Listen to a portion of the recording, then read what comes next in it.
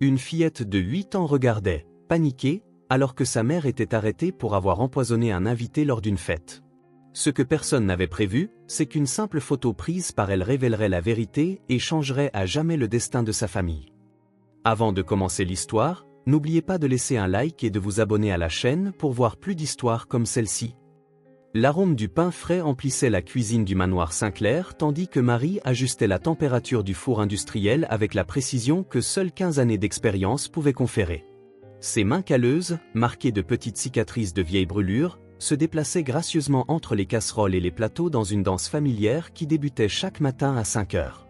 Ses cheveux grisonnants, toujours soigneusement attachés en un chignon ferme, encadraient un visage marqué autant par le temps que par les sourires fréquents qu'elle offrait à tous ceux qui croisaient son chemin. Sur le comptoir à côté d'elle, perché sur un tabouret haut, Emma griffonnait encore un de ses dessins colorés, sa petite langue dépassant du coin de sa bouche dans une concentration absolue, attendant que sa mère termine son service du matin. « Maman, regarde, je t'ai dessiné en train de faire ce gâteau au chocolat que tout le monde adore », s'exclama Emma en levant fièrement le papier. Marie se pencha sur le dessin, observant les lignes irrégulières mais vives que sa fille avait tracées sur le papier. Une silhouette dodue aux cheveux gris souriait devant un rectangle brun qui représentait sans aucun doute son fameux gâteau au chocolat avec du sirop aux fruits rouges. « C'est magnifique, mon amour, tu as même capturé le tablier fleuri que grand-mère m'a offert », répondit Marie, sentant son cœur fondre devant le talent naturel de sa petite artiste. Emma sourit, révélant l'espace où elle avait récemment perdu ses dents de devant, et se mit rapidement à un autre dessin, choisissant cette fois avec soin un crayon bleu céleste. Les Sinclair ont toujours été de bons employeurs, pensa Marie en préparant le déjeuner élaboré qu'elle allait servir plus tard. Madame Béatrix, la matriarche de la famille, insistait pour qu'Emma puisse rester dans la cuisine après l'école, sachant que Marie n'avait personne à qui confier sa fille pendant les heures où la garderie communautaire était fermée. La fillette grandit entre ses murs carrelés de blanc, apprenant la différence entre le basilic et l'origan avant même de savoir écrire, remplissant cahier après cahier de dessins des délices que sa mère préparait. « Un jour, je ferai un livre de recettes entièrement illustré par moi, maman », disait-elle souvent, les yeux brillants de l'absolue certitude que seuls les enfants possèdent à propos de leurs rêves. L'horloge de la cuisine indiquait presque midi lorsque Catherine Sinclair entra, son parfum coûteux se mêlant aux arômes émanant de la cuisinière. « Marie, ma chère, j'ai besoin que tu prépares quelque chose de spécial pour ce soir. Richard amène un client important pour le dîner, quelqu'un qui pourrait changer le cours de l'entreprise, » dit-elle, ses mains agitées ajustant le collier de perles à son cou élancé. Marie hocha la tête, planifiant déjà mentalement un menu qui impressionnerait n'importe quel invité. « Laissez-moi faire, Madame Béatrix. Je préparerai ce filet de bœuf au vin rouge que le docteur Richard adore tant, accompagné de ce flan au lait que vous chérissez pour le dessert, » répondit-elle en observant le sourire approbateur qui se dessinait sur le visage de son employeur. Emma leva les yeux de son dessin, désormais parsemé d'étoiles dorées qui scintillaient dans la douce lumière de la fenêtre comme prête à s'envoler. Ses doigts étaient tachés d'encre et une petite marque bleue avait atterri sur sa joue, mais cela ne semblait pas la déranger, tant elle était absorbée par son travail. Avec un sourire timide et satisfait, elle leva la tête et regarda Madame Béatrix, qui organisait quelques ustensiles sur le comptoir à proximité. « Madame Béatrix, puis-je montrer mes nouveaux dessins au docteur Richard quand il arrivera ?» demanda Emma, sa petite voix pleine d'espoir innocent, comme si elle s'attendait à ce que ce simple geste puisse faire une différence dans la grandeur du monde des adultes. Béatrice, avec ses cheveux soigneusement coiffés et un visage illuminé par la lumière dorée de l'après-midi, s'approcha de la fillette.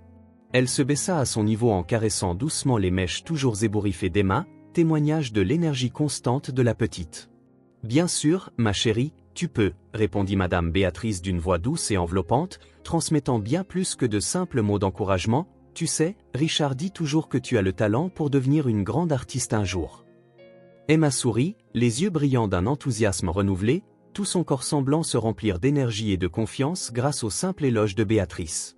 Elle regarda le cahier comme si les paroles de son employeur lui avaient donné la force de créer quelque chose d'encore plus beau, digne d'être exposé. Déterminée à réaliser quelque chose de spécial, Emma saisit un nouveau crayon de couleur, comme si le monde entier était à sa portée.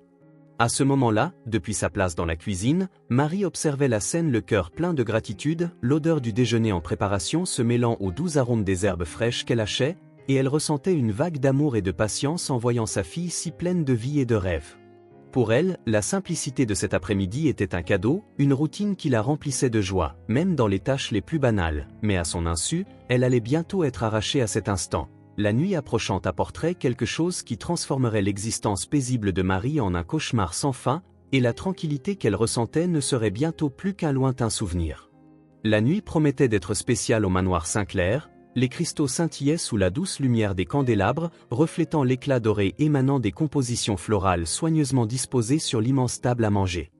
Dans la cuisine, Marie orchestrait les préparatifs finaux avec la précision d'une marina, ses mains expérimentées dansant entre casseroles et plateaux tandis qu'elle coordonnait son équipe. Emma, assise dans son coin habituel près de la fenêtre de la cuisine, dessinait avec ses crayons de couleur, levant parfois les yeux pour admirer le mouvement incessant qui régnait dans l'environnement. Le riche arôme de la sauce au vin rouge se mêlait aux notes délicates des herbes fraîches, créant une symphonie d'arômes qui promettait d'enchanter les convives du dîner de gala. « Maman, puis-je aider à décorer les assiettes ?» demanda Emma, ses yeux brillant de la même passion pour l'art culinaire qu'elle voyait chaque jour chez sa mère. Marie sourit, interrompant momentanément sa supervision des préparatifs pour s'approcher de sa fille. « Pas aujourd'hui, mon amour, les invités sont très importants et je dois m'assurer que chaque détail soit parfait. Mais que dirais-tu de réaliser un dessin spécial du dîner, afin que nous puissions conserver cette nuit à jamais dans tes couleurs ?» suggéra-t-elle en caressant les cheveux de la petite. Emma acquiesça avec enthousiasme, se mettant immédiatement à esquisser les contours de ce qui promettait d'être son interprétation artistique de cette élégante occasion. Les invités commencèrent à arriver à 8 heures précises, leurs murmures d'admiration résonnant dans les couloirs du manoir alors qu'ils étaient accueillis dans le somptueux hall principal. Marie observait discrètement par la porte de la cuisine, tandis que les serveurs circulaient avec des plateaux de canapés minutieusement préparés parmi les personnes présentes. M. Robert Whitmore, l'important homme d'affaires que le docteur Richard tenait tant à impressionner, se distinguait, grand et imposant dans son costume impeccable. Il conversait avec animation avec les autres invités, son sourire confiant dévoilant des dents parfaitement alignées qui contrastaient avec sa peau bronzée. La soirée se déroulait exactement comme prévu, chaque plat étant accueilli avec des expressions de ravissement et des éloges effusifs qui parvenaient jusque dans la cuisine. Emma s'était endormie dans son coin improvisé, ses crayons de couleur encore éparpillés autour du dessin inachevé qui représentait les invités par des traits enfantins mais étonnamment expressifs. Marie couvrit sa fille d'une douce étole qu'elle gardait pour de telles occasions, s'accordant un moment de tendresse avant de se tourner vers le dessert qui allait être servi. C'est à cet instant que les premiers cris déchirèrent l'atmosphère raffinée de la soirée. Le chaos s'ensuivit à la vitesse de l'éclair. Monsieur Whitmore s'effondra sur la table, renversant verre et assiette, son corps tremblant de manière incontrôlable et sa respiration devenant irrégulière. La panique s'empara des convives qui tentèrent de chercher de l'aide. Lorsque les ambulanciers arrivèrent, il était trop tard. Le silence qui suivit fut encore plus pesant que les cris précédents. L'arrivée de la police transforma le manoir élégant en scène de crime. Des experts en blouse blanche se déplaçaient méthodiquement dans les lieux, prélevant des échantillons sur les plats et photographiant chaque détail. Marie observait tout cela dans un état de choc, serrant Emma dans ses bras, qui s'était réveillée, effrayée par le tumulte. Le détective en charge de l'affaire, un homme à l'expression grave et au regard perçant, s'approcha d'elle, un dossier à la main. Les premières analyses indiquent la présence d'une substance toxique dans la nourriture, annonça-t-il d'une voix chargée d'autorité. En tant que personne responsable de la préparation des plats, vous êtes placé en détention temporaire pour interrogatoire.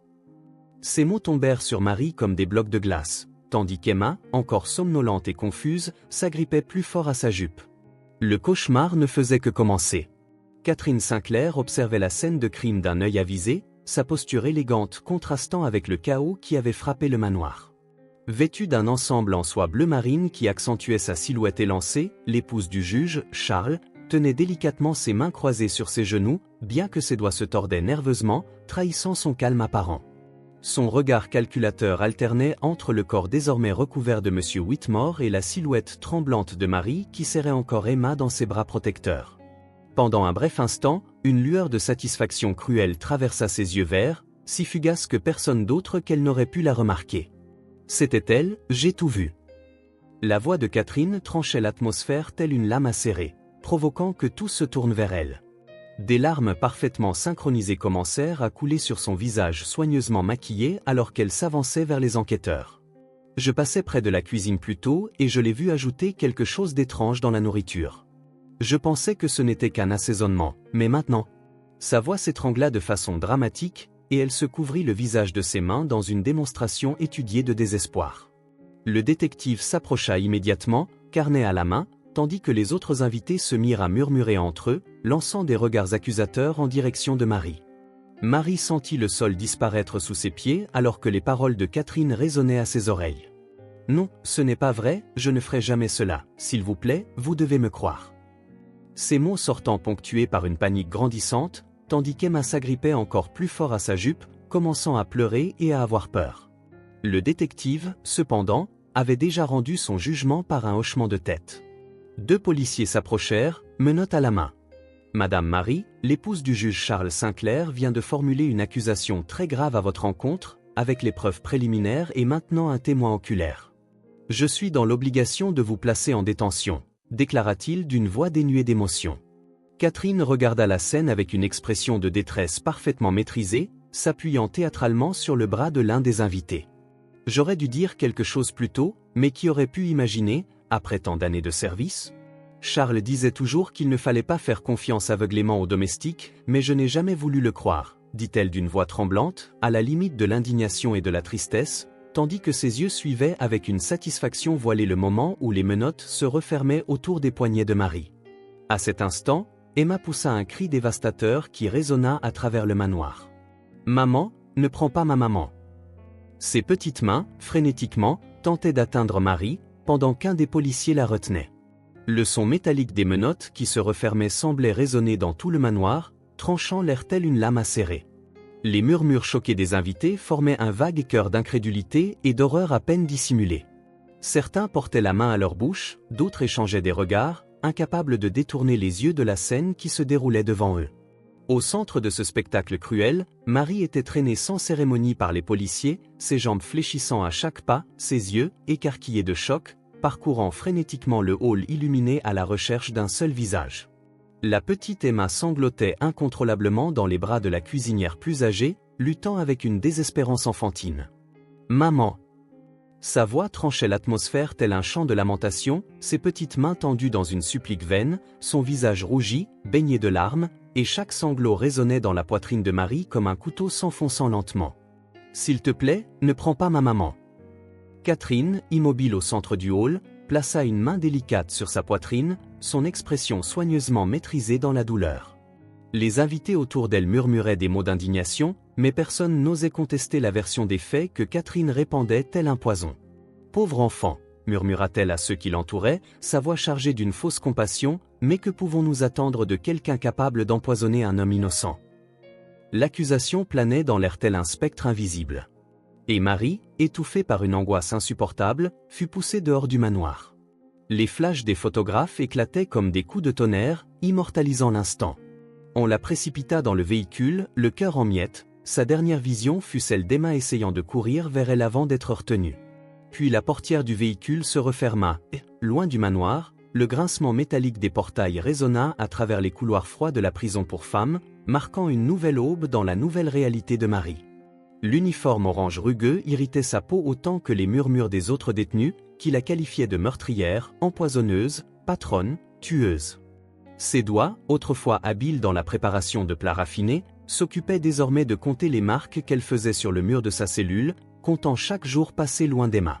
Les nuits étaient les pires, le silence amplifiant ses pensées et chaque ombre semblait prendre la forme du visage effrayé de sa fille. Lors de cette visite fatidique, « Pour vous, cuisinière », annonça le garde d'un ton chargé de mépris en déverrouillant la cellule. Marie-Rose se hâta, le cœur battant à l'idée de voir Emma, mais ses yeux ne rencontrèrent que ceux de sa sœur Teresa, qui l'attendait dans la salle de visite, le visage dévasté. « J'ai fait en sorte que la travailleuse sociale laisse Emma rester chez moi pour l'instant, » dit Teresa, les mains serrant nerveusement son s'accuser. « Mais elle n'arrête pas de pleurer, Marie, elle passe ses nuits à t'appeler, à peine mange. Ses dessins sont désormais uniquement en ton sombre. » Chaque mot était un coup porté à la poitrine de Marie, qui luttait pour garder son sang-froid en imaginant sa petite artiste troquant ses couleurs vibrantes contre des nuances lugubres de solitude et de peur. L'avocat commis d'office assigné à son affaire apparaissait rarement, et lorsqu'il le faisait, il n'apportait que de mauvaises nouvelles. « Les preuves sont circonstancielles », expliqua-t-il lors de sa dernière visite en feuilletant distraitement le maigre dossier contenant son affaire, mais le témoignage de Madame Sinclair a beaucoup de poids, épouse d'un juge respecté, sans motif apparent de mentir. Sa voix s'éteignit dans un haussement d'épaules résigné, comme si le sort de Marie n'était qu'un autre dossier à traiter par le système. La nuit, seule dans sa cellule, elle repassait mentalement chaque instant de ce dîner, cherchant en vain un détail qui pourrait prouver son innocence.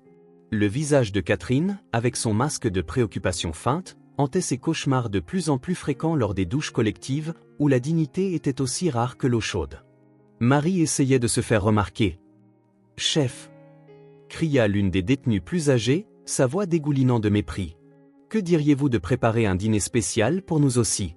Je promets de ne pas le goûter en premier. » Des rires résonnèrent sur les carreaux tachés, se mêlant au bruit de l'eau et aux sanglots que Marie ne pouvait plus contenir. À cet instant, blottie sous la douche glaciale, elle n'était plus la cuisinière respectée du manoir Sinclair. Elle n'était plus qu'une autre prisonnière, séparée de tout ce qu'elle aimait par des barreaux d'acier et des mensonges empoisonnés. Madame Delna observait, le cœur lourd, Emma qui était de nouveau assise près de la fenêtre de son modeste appartement, les crayons de couleur éparpillés autour d'elle comme des soldats jouets oubliés sur un champ de bataille. La voisine âgée du 3e étage, une dame aux cheveux gris au sourire doux, avait proposé de s'occuper de la fillette dès qu'elle avait appris ce qui s'était passé. 3 semaines plus tard, le cœur maternel de Delna se brisait de voir la petite artiste autrefois vibrante, perdue dans un monde de couleurs de plus en plus sombre. Les dessins joyeux d'autrefois avaient cédé la place à de lourds traits sombres, où des figures solitaires apparaissaient toujours, séparées par des lignes rappelant des barreaux de prison. « Emma, ma chérie, ne veux-tu pas goûter ce gâteau au chocolat que j'ai préparé ?» demanda Madame Elanard, tentant pour la 3e fois ce jour d'inciter la fillette à bien manger.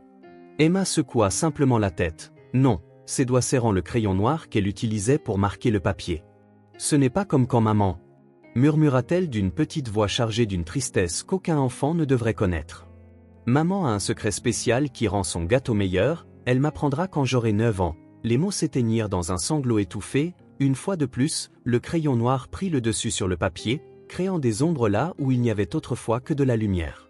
Les nuits étaient particulièrement difficiles. Emma se réveillait souvent en appelant « maman », ses cauchemars peuplés d'images confuses de policiers et de menottes. « Pourquoi maman ne revient-elle pas, Madame Elanard ?» demandait-elle pendant ces heures précoces et effrayées, ses grands yeux brillants de larmes non versées. « Je promets de nettoyer ma chambre tous les jours, je promets de ne plus jamais demander à rester éveillé tard pour dessiner, je promets de manger tous mes légumes. » Ces promesses enfantines, nées de la conviction que peut-être une faute de sa part était la raison de l'absence de sa mère, brisèrent le cœur de tous ceux qui les entendaient. Pendant la journée, Emma refusait de jouer avec les autres enfants de l'immeuble, préférant s'asseoir à son poste d'observation près de la fenêtre, ses yeux scrutant sans cesse la rue animée en dessous comme si elle s'attendait à voir Marie apparaître à tout moment, avec son sourire accueillant et ses bras toujours prêts pour un câlin.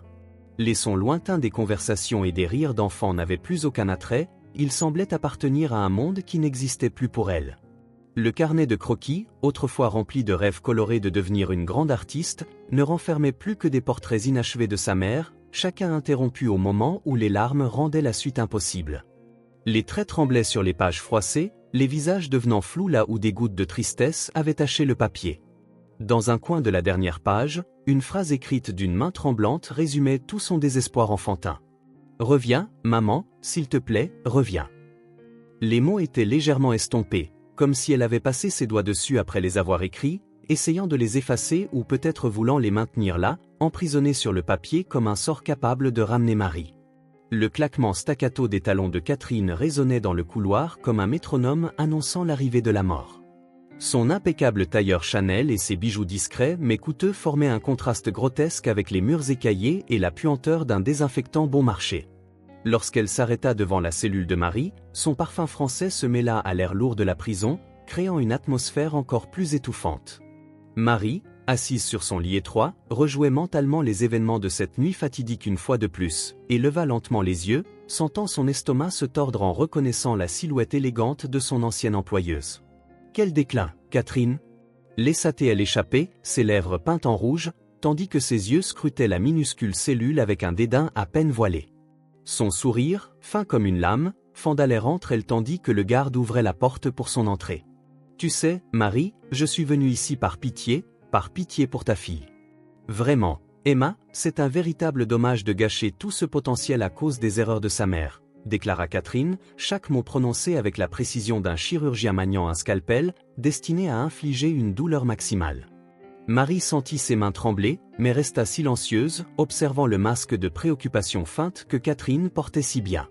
Catherine s'approcha, sa voix se baissant en un chuchotement glacial qui glaça l'air entre elles. « Ta fille t'oubliera bientôt. Une bonne comme toi n'aurait jamais dû se mêler de la vie des riches. » Ses yeux verts brillaient d'une satisfaction cruelle alors qu'elle observait l'impact de ses paroles. « Peut-être qu'avec le temps, elle n'en se souviendrait même plus de ton visage. Les enfants ont cette merveilleuse capacité à surmonter les traumatismes, n'est-ce pas, surtout quand ils sont si jeunes ?» Catherine ajusta un bracelet en diamant à son poignet délicat, le scintillement des pierres se reflétant sur les murs sales de la cellule comme de minuscules lames de lumière. C'est à ce moment, en observant le plaisir quasi orgasmique que Catherine manifestait dans sa cruauté, que tous les éléments s'assemblèrent dans l'esprit de Marie. Le dîner, la mort subite, l'accusation immédiate. Tout avait été méticuleusement planifié.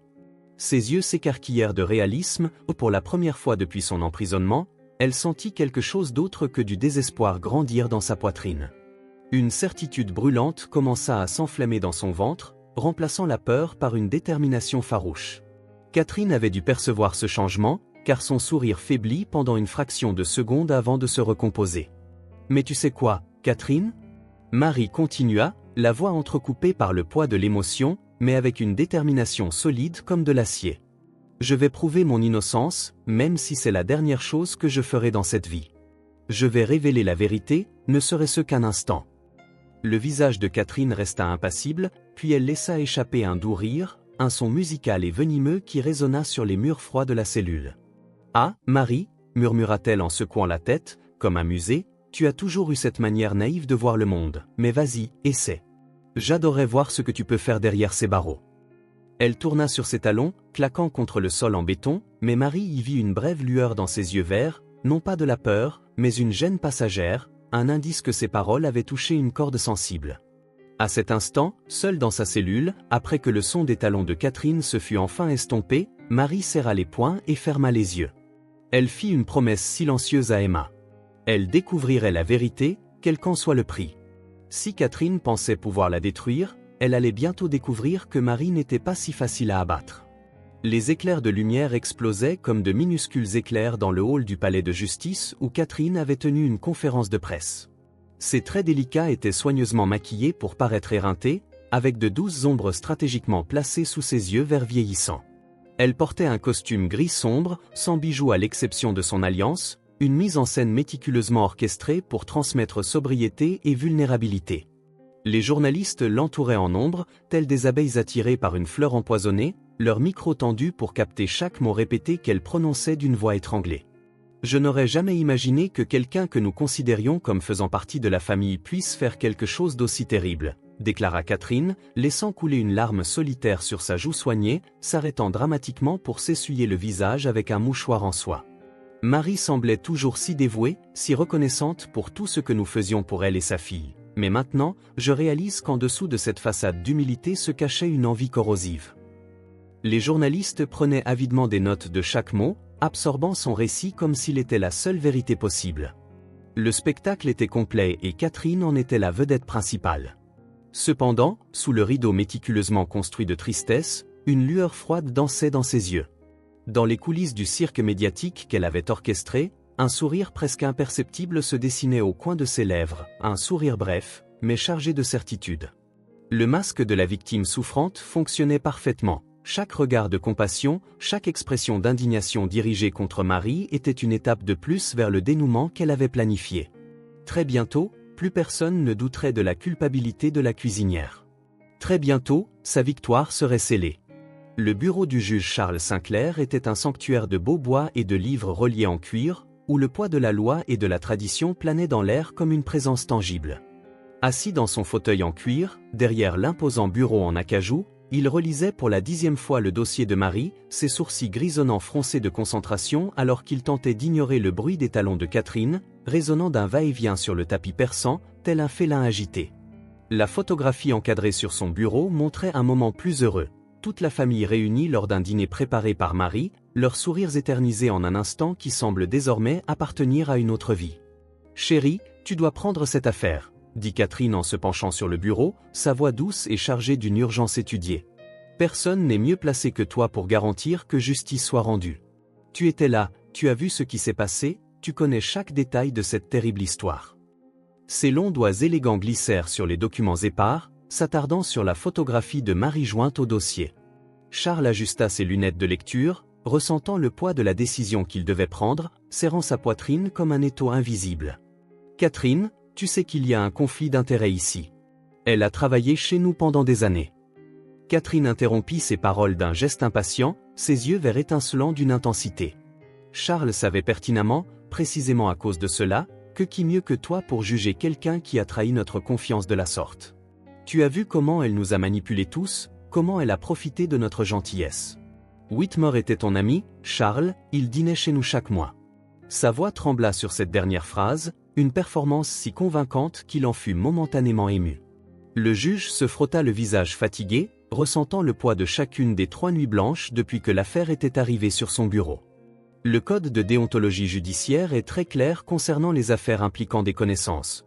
Tenta-t-il d'argumenter, mais sa voix portait déjà l'hésitation de celui qui commence à céder. Catherine perçut la faille et attaqua avec la précision d'un prédateur et l'indifférence éthique de laisser un meurtrier en liberté pour des raisons de forme. Qu'est-ce que les journaux diront quand ils apprendront que tu as refusé de rendre justice à Whitmore, que tu as préféré t'abstenir alors que tu avais la chance de faire en sorte qu'elle paie pour ce qu'elle a fait? Chaque mot était comme une goutte de poison s'infiltrant dans la conscience du juge, se mêlant à ses propres doutes et préjugés soigneusement cultivés par Catherine au cours des dernières semaines. Charles leva finalement les yeux des documents, rencontrant le regard attendri de sa femme. La chaude lumière jaune de la lampe de bureau jetait des ombres irrégulières sur les papiers épars devant lui, mettant en relief chaque signe, chaque signature, chaque sceau officiel qui transformait ces feuilles en quelque chose de bien plus lourd que de la simple bureaucratie. C'était une sentence avant le procès, un verdict scellé par l'influence subtile et implacable de Catherine. À cet instant, toutes ses certitudes au sujet de la justice et de l'impartialité semblaient lointaines et floues, dissolues comme de la fumée sous le poids des mots doux mais empoisonnés que sa femme lui murmurait depuis des semaines. Le serment qu'il avait prêté des années auparavant de juger sans peur ni faveur semblait désormais être un souvenir délavé, enterré sous la pression de maintenir les apparences, de protéger sa réputation, son mariage, sa position.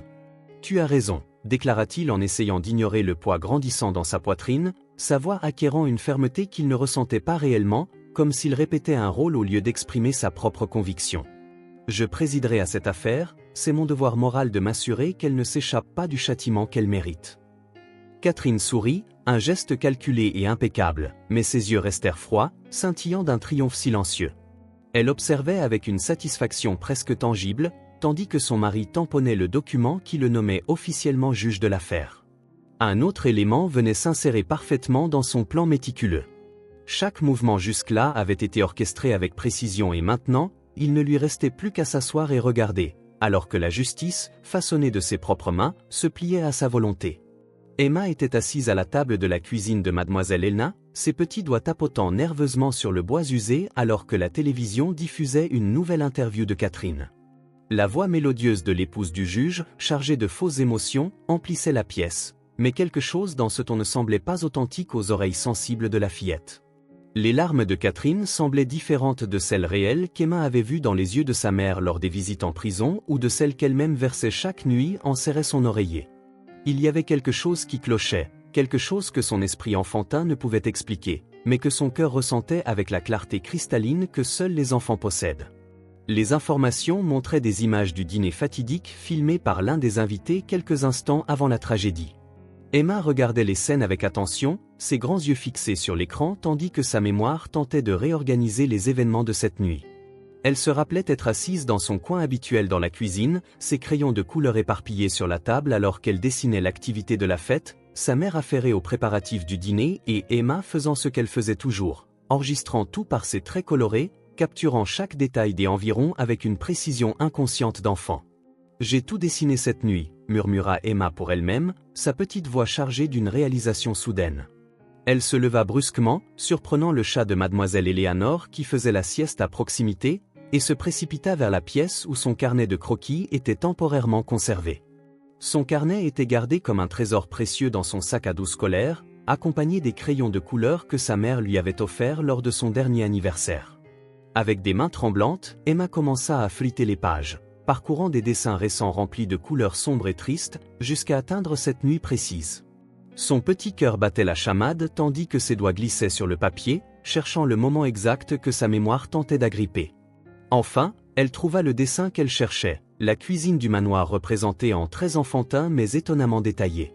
Sa mère y était dessinée avec tout l'amour et l'admiration qu'Emma éprouvait, affairée près de la cuisinière, tandis que les aides de cuisine apparaissaient comme des figures souriantes manipulant plateaux et couverts. Puis, dans un coin de la page qui avait jadis semblé insignifiant, Emma remarqua quelque chose qui fit bondir son cœur. Là, presque caché parmi les autres éléments du dessin, un détail que son esprit enfantin avait inconsciemment enregistré cette nuit fatidique. Emma rapprocha le dessin de ses yeux, osant à peine respirer tandis qu'elle examinait ce fragment précis de la page. Le papier tremblait légèrement entre ses petits doigts et la lumière tamisée de la lampe projetait des ombres allongées sur le bureau. Son cœur battait fort dans sa poitrine, s'accélérant comme s'il courait contre le temps.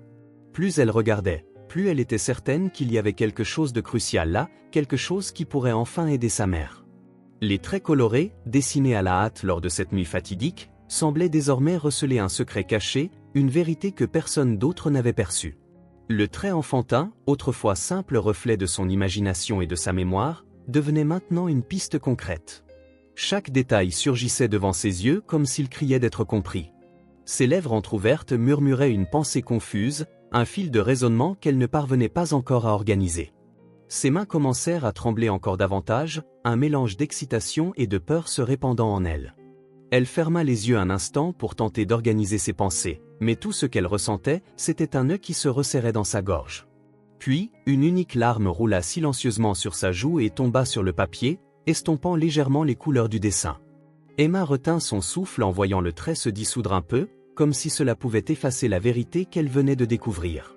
Ce qu'elle venait de découvrir dans son propre dessin était bien plus grand que ce que son esprit d'enfant de 8 ans pouvait pleinement comprendre, mais son cœur savait qu'il contenait la clé pour prouver l'innocence de sa mère.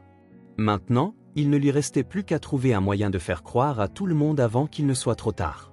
La cour de la pénitentiaire pour femmes était une mosaïque d'ombres suspendues cet après-midi-là. Marie marchait seule pendant les heures de bain de soleil, ses pas hésitants résonnant sur le béton taché alors qu'elle essayait de se tenir le plus éloignée possible des autres détenus. Ses bras se serraient autour de son maigre corps, comme pour se protéger du vent froid qui tranchait l'air, portant avec lui l'odeur de l'humidité et de la peur qui semblait imprégner chaque centimètre de cet endroit. Ces dernières semaines, elle avait remarqué des regards différents dirigés vers elle, des chuchotements qui s'éteignaient dès qu'elle s'approchait, une atmosphère empreinte de menaces voilées qui faisait hurler ses instincts d'alerte. De l'autre côté des barreaux entourant le complexe pénitentiaire, Catherine observait la scène depuis l'intérieur de sa luxueuse voiture importée, un sourire satisfait se dessinant sur ses lèvres parfaitement maquillées.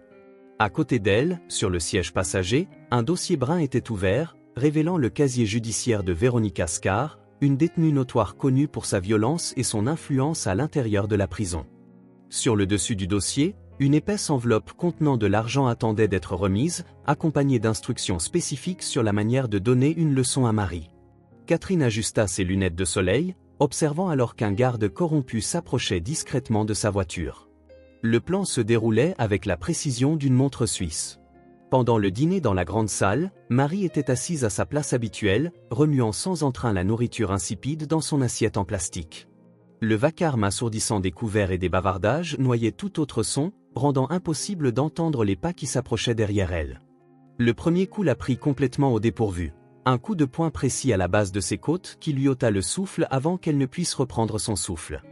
De fortes mains la traînèrent vers un coin moins éclairé de la salle, où d'autres détenus formèrent rapidement une barrière humaine, empêchant les gardiens de voir ce qui se passait.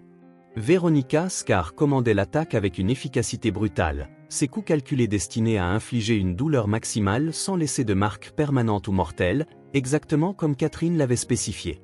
Ceci est pour te montrer qu'une petite bonne fouine doit rester par terre, siffla-t-elle entre deux coups, ces mots résonnant étrangement semblables au ton raffiné de Catherine.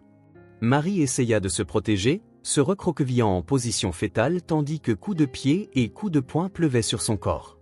Dans son esprit, l'image d'Emma se superposait à la douleur, lui donnant la force de ne pas crier, de ne pas offrir à ses agresseurs la satisfaction d'entendre ses lamentations. L'attaque fut rapide et brutale. Marie tenta de se défendre, mais il n'y avait aucun moyen d'échapper à l'environnement étouffant de la prison qui réduisait au silence toute demande d'aide. Lorsqu'ils la relâchèrent enfin, sa force avait disparu et elle s'effondra sur le sol froid, sentant tout son corps vibrer de douleur. Le monde tournait, sa vision se transformait en un flou d'ombre et de rires étouffés. Lorsque les gardiens remarquèrent enfin le tumulte et intervinrent, Marie gisait déjà au sol, à moitié consciente, son uniforme orange taché de rouge, l'odeur de fer se mêlant à celle de sueur, humide et moisie, rendant l'air lourd. Véronica et ses complices s'étaient dispersés tels des fantômes dans la foule, se déplaçant avec la tranquillité de ceux qui savent qu'ils ne feront jamais face aux conséquences.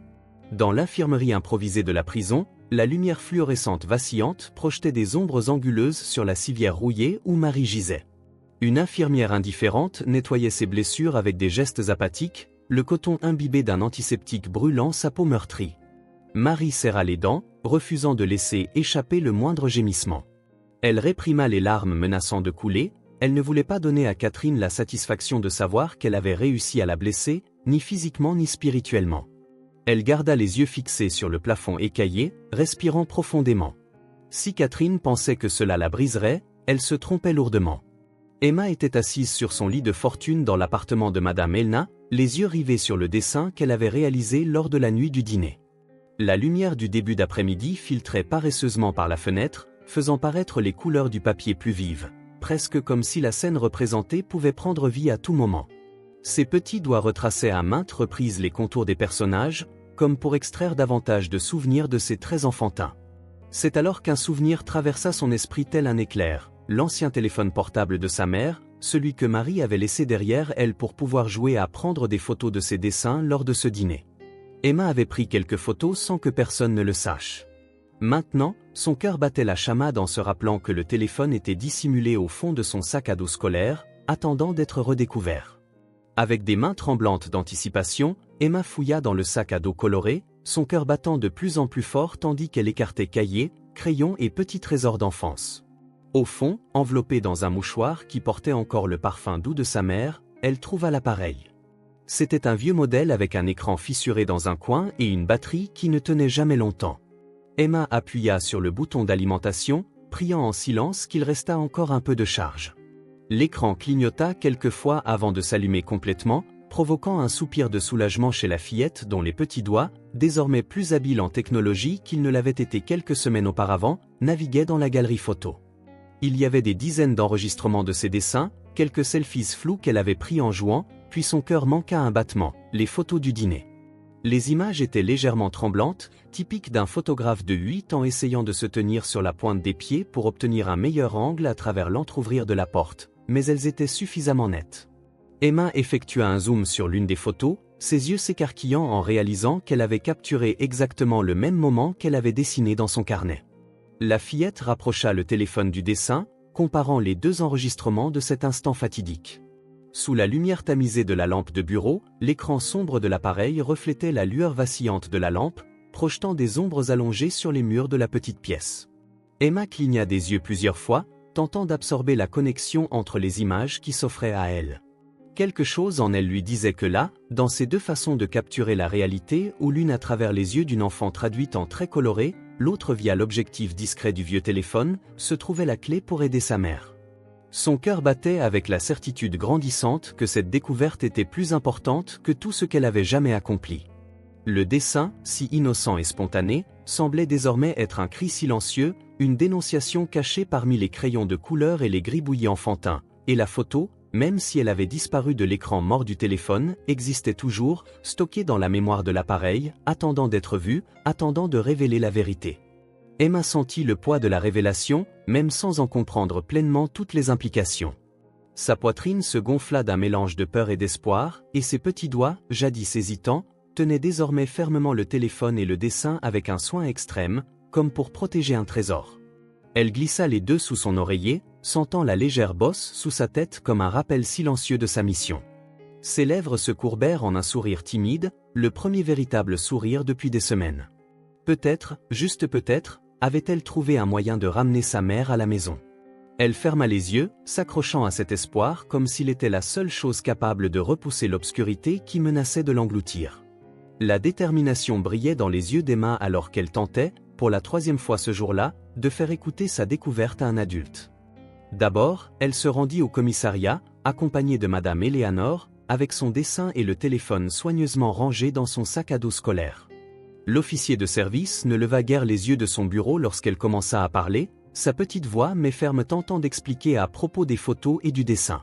« Ma chère, c'est une affaire sérieuse, nous n'avons pas de temps à perdre avec des jeux d'enfants, » dit-il, son ton condescendant tranchant les paroles d'Emma telle une paire de ciseaux aiguisés. Madame Helena serra sa main en signe de solidarité, mais Emma vit que même elle ne croyait pas vraiment qu'une fillette de 8 ans pouvait avoir découvert quelque chose d'important. À l'école, Emma tenta de montrer ses preuves à la maîtresse Sandra, qui avait toujours été gentille et attentive avec elle. « Regardez, madame, dans le dessin il y a quelqu'un près de la table à boissons et sur la photo aussi », expliqua Emma, ses petits doigts pointant avec empressement les détails. L'enseignante sourit, ce sourire que les adultes réservent aux enfants lorsqu'ils racontent des histoires fantastiques, lui tapa dans la tête et lui suggéra de se concentrer sur ses études plutôt que d'inventer des théories.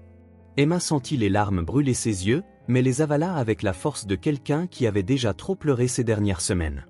Même l'avocat commis d'office représentant sa mère ne voulait pas perdre de temps à examiner ce qu'elle avait découvert, la renvoyant d'un geste distrait tout en prenant un appel apparemment plus important. Assise sur son lit à la fin de cette journée frustrante, Emma serra le téléphone de sa mère avec la détermination silencieuse qu'elle avait héritée de Marie. La batterie était presque épuisée et elle savait qu'elle devait revoir les photos une dernière fois avant que l'appareil ne s'éteigne complètement. Elle effectua un zoom sur la première photo, puis sur la deuxième, ses yeux attentifs cherchant le moindre détail qui lui aurait échappé. Sur la troisième image, quelque chose attira son attention, un reflet dans le miroir décoratif, stratégiquement positionné sur le mur du hall. Emma effectua un zoom autant que le vieux téléphone le permettait, son cœur battant à tout rompre tandis que la qualité de l'image s'ajustait et révélait une scène que son esprit enfantin mit quelques secondes à saisir pleinement. Capturée par le reflet du miroir et la photo innocente d'un enfant, c'était Catherine. Non pas la Catherine en larmes des interviews télévisées, mais une Catherine assurée, ses mains élégantes se déplaçant discrètement sur le verre qui devait être servi à M. Whitmore. Le mouvement était subtil, presque imperceptible, mais la photo avait figé l'instant précis où quelque chose, une fine poudre blanche, tomba de ses doigts dans la boisson. Emma sentit tout son corps trembler à la découverte, son jeune esprit saisissant enfin l'ampleur de ce qu'elle avait en main. C'était la preuve dont sa mère avait besoin, l'évidence que tous les adultes avaient ignorée, accidentellement capturée par la curiosité d'une enfant avec un vieux téléphone. À cet instant, comme si cela conspirait contre sa découverte, l'écran du téléphone clignota une dernière fois avant de s'éteindre complètement où la batterie était à plat. La lumière soudaine disparut de l'écran, plongeant Emma dans l'obscurité silencieuse de la pièce. L'appareil n'était désormais plus qu'un objet froid dans ses mains tremblantes, un poids presque aussi lourd que la vérité qu'elle venait de dévoiler. Elle serra le téléphone contre sa poitrine, ses petits doigts se refermant dessus comme si elle pouvait le protéger de la cruelle réalité qui venait de se révéler devant ses yeux. Son cœur battait si fort qu'il semblait vouloir s'échapper, résonnant dans ses oreilles tel un tambour lointain. L'air dans la pièce se fit soudainement plus lourd et elle dut prendre une profonde inspiration pour ne pas être engloutie par l'avalanche de peur et d'incertitude qui la submergeait. Maintenant, elle connaissait la vérité. Elle l'avait vue de ses propres yeux, reliant les pièces que les adultes semblaient incapables ou réticents à voir. Mais à quoi bon avoir la réponse si personne ne voulait l'écouter ? Comment pourrait-elle sauver sa mère lorsque tous ceux qui détenaient le pouvoir refusaient de croire aux paroles d'une enfant de 8 ans ? Emma sentit un nœud se former dans sa gorge, ses yeux larmoyants parcourant la pièce sombre à la recherche d'une solution là où il n'y en avait aucune.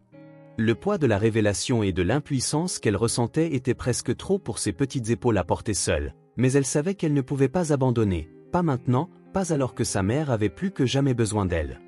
D'un dernier soupir, elle s'essuya les yeux avec le dos de sa main et se cramponna à la seule certitude qu'elle avait, d'une manière ou d'une autre, elle ferait en sorte que tout le monde l'écoute. Miss Helena préparait le dîner lorsqu'Emma fit irruption dans la cuisine, le vieux téléphone serré dans ses petites mains comme s'il s'agissait du trésor le plus précieux. La femme aux cheveux gris observa, intriguée, la fillette connecter l'appareil au chargeur, ses doigts tremblants d'anxiété. Les minutes que le téléphone mit à s'allumer semblèrent une éternité pour Emma, qui ne détacha pas ses yeux de l'écran, murmurant de petits mots d'encouragement à l'appareil. L'odeur du rôti dans le four emplissait la pièce, rappelant douloureusement les jours où sa mère cuisinait, mais Emma n'en prêta guère attention, concentrée sur sa mission. « Madame Helena, s'il vous plaît, j'ai besoin que vous voyiez ceci », implora Emma dès que le téléphone s'alluma enfin, sa voix tremblante mêlant peur et espoir. La voisine s'approcha, essuyant ses mains sur son tablier fleuri, touchée par l'intensité dans le regard de la fillette. Emma navigua dans la galerie photo avec l'aisance de quelqu'un qui l'avait fait des centaines de fois, jusqu'à atteindre l'image qu'elle avait découverte.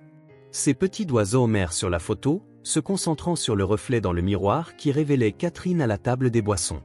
Madame Helena ajusta ses lunettes de lecture, se penchant pour examiner l'image de plus près. Puis, quelque chose changea radicalement dans son expression. « Mon Dieu !» murmura Madame Helena, ses mains commençant à trembler alors qu'elle prenait le téléphone des mains d'Emma pour regarder de plus près. « Cet homme ? Robert Whitmore ?» Maintenant, tout s'explique, balbutia la voisine en se précipitant vers une chaise, ses jambes semblant faiblir sous le poids de la révélation. Emma regarda, confuse mais pleine d'espoir, tandis que la femme murmurait des mots décousus, comme si elle assemblait les pièces d'un puzzle invisible. Je savais que j'avais déjà entendu ce nom. Whitmore était le principal rival commercial du mari de Catherine. Il était sur le point de conclure un accord d'1 million de dollars qui aurait ruiné la société Sinclair, dit Madame Helena, ces mots issus d'une ancienne secrétaire travaillant dans un cabinet d'avocats spécialisé en droit des affaires, tombant comme des dominos et révélant une image bien plus vaste et sinistre que ce que Emma aurait pu imaginer. La jeune fille écouta attentivement pendant que Madame Helena expliquait, son esprit absorbant chaque détail avec la clarté propre aux enfants. Ses grands yeux parcouraient le visage de la voisine comme pour déchiffrer chaque nuance de ce qui était dit, chaque fragment de vérité s'emboîtant telles les pièces d'un puzzle invisible. La faible lumière de la cuisine projetait de longues ombres sur la table où reposaient les documents et la photo imprimée, et le silence de la nuit rendait chaque mot prononcé encore plus intense. Whitmore négociait l'achat d'une entreprise que les Sinclair convoitaient également, poursuivit Madame Helena, sa voix s'abaissant comme si elle craignait que quelqu'un entende, même dans la sécurité de son appartement. C'était une affaire de plusieurs millions de dollars. Ça avait même fait la une des journaux à l'époque. Je me souviens l'avoir lu quand je travaillais encore dans ce cabinet. À l'époque, cela semblait n'être qu'un autre différend entre hommes d'affaires, rien d'extraordinaire. Emma se pencha en avant, ses doigts effleurant légèrement le bord de la table, sentant qu'il touchait le point crucial. Mais maintenant, avec lui hors de la trajectoire, Madame Helena s'arrêta brusquement, comme si elle venait d'assembler les dernières pièces du puzzle. Leurs regards se croisèrent, à cet instant, il n'y eut plus aucun doute, l'horreur et la compréhension se mêlaient dans l'expression de Madame Helena, et la pièce semblait se resserrer, étouffante.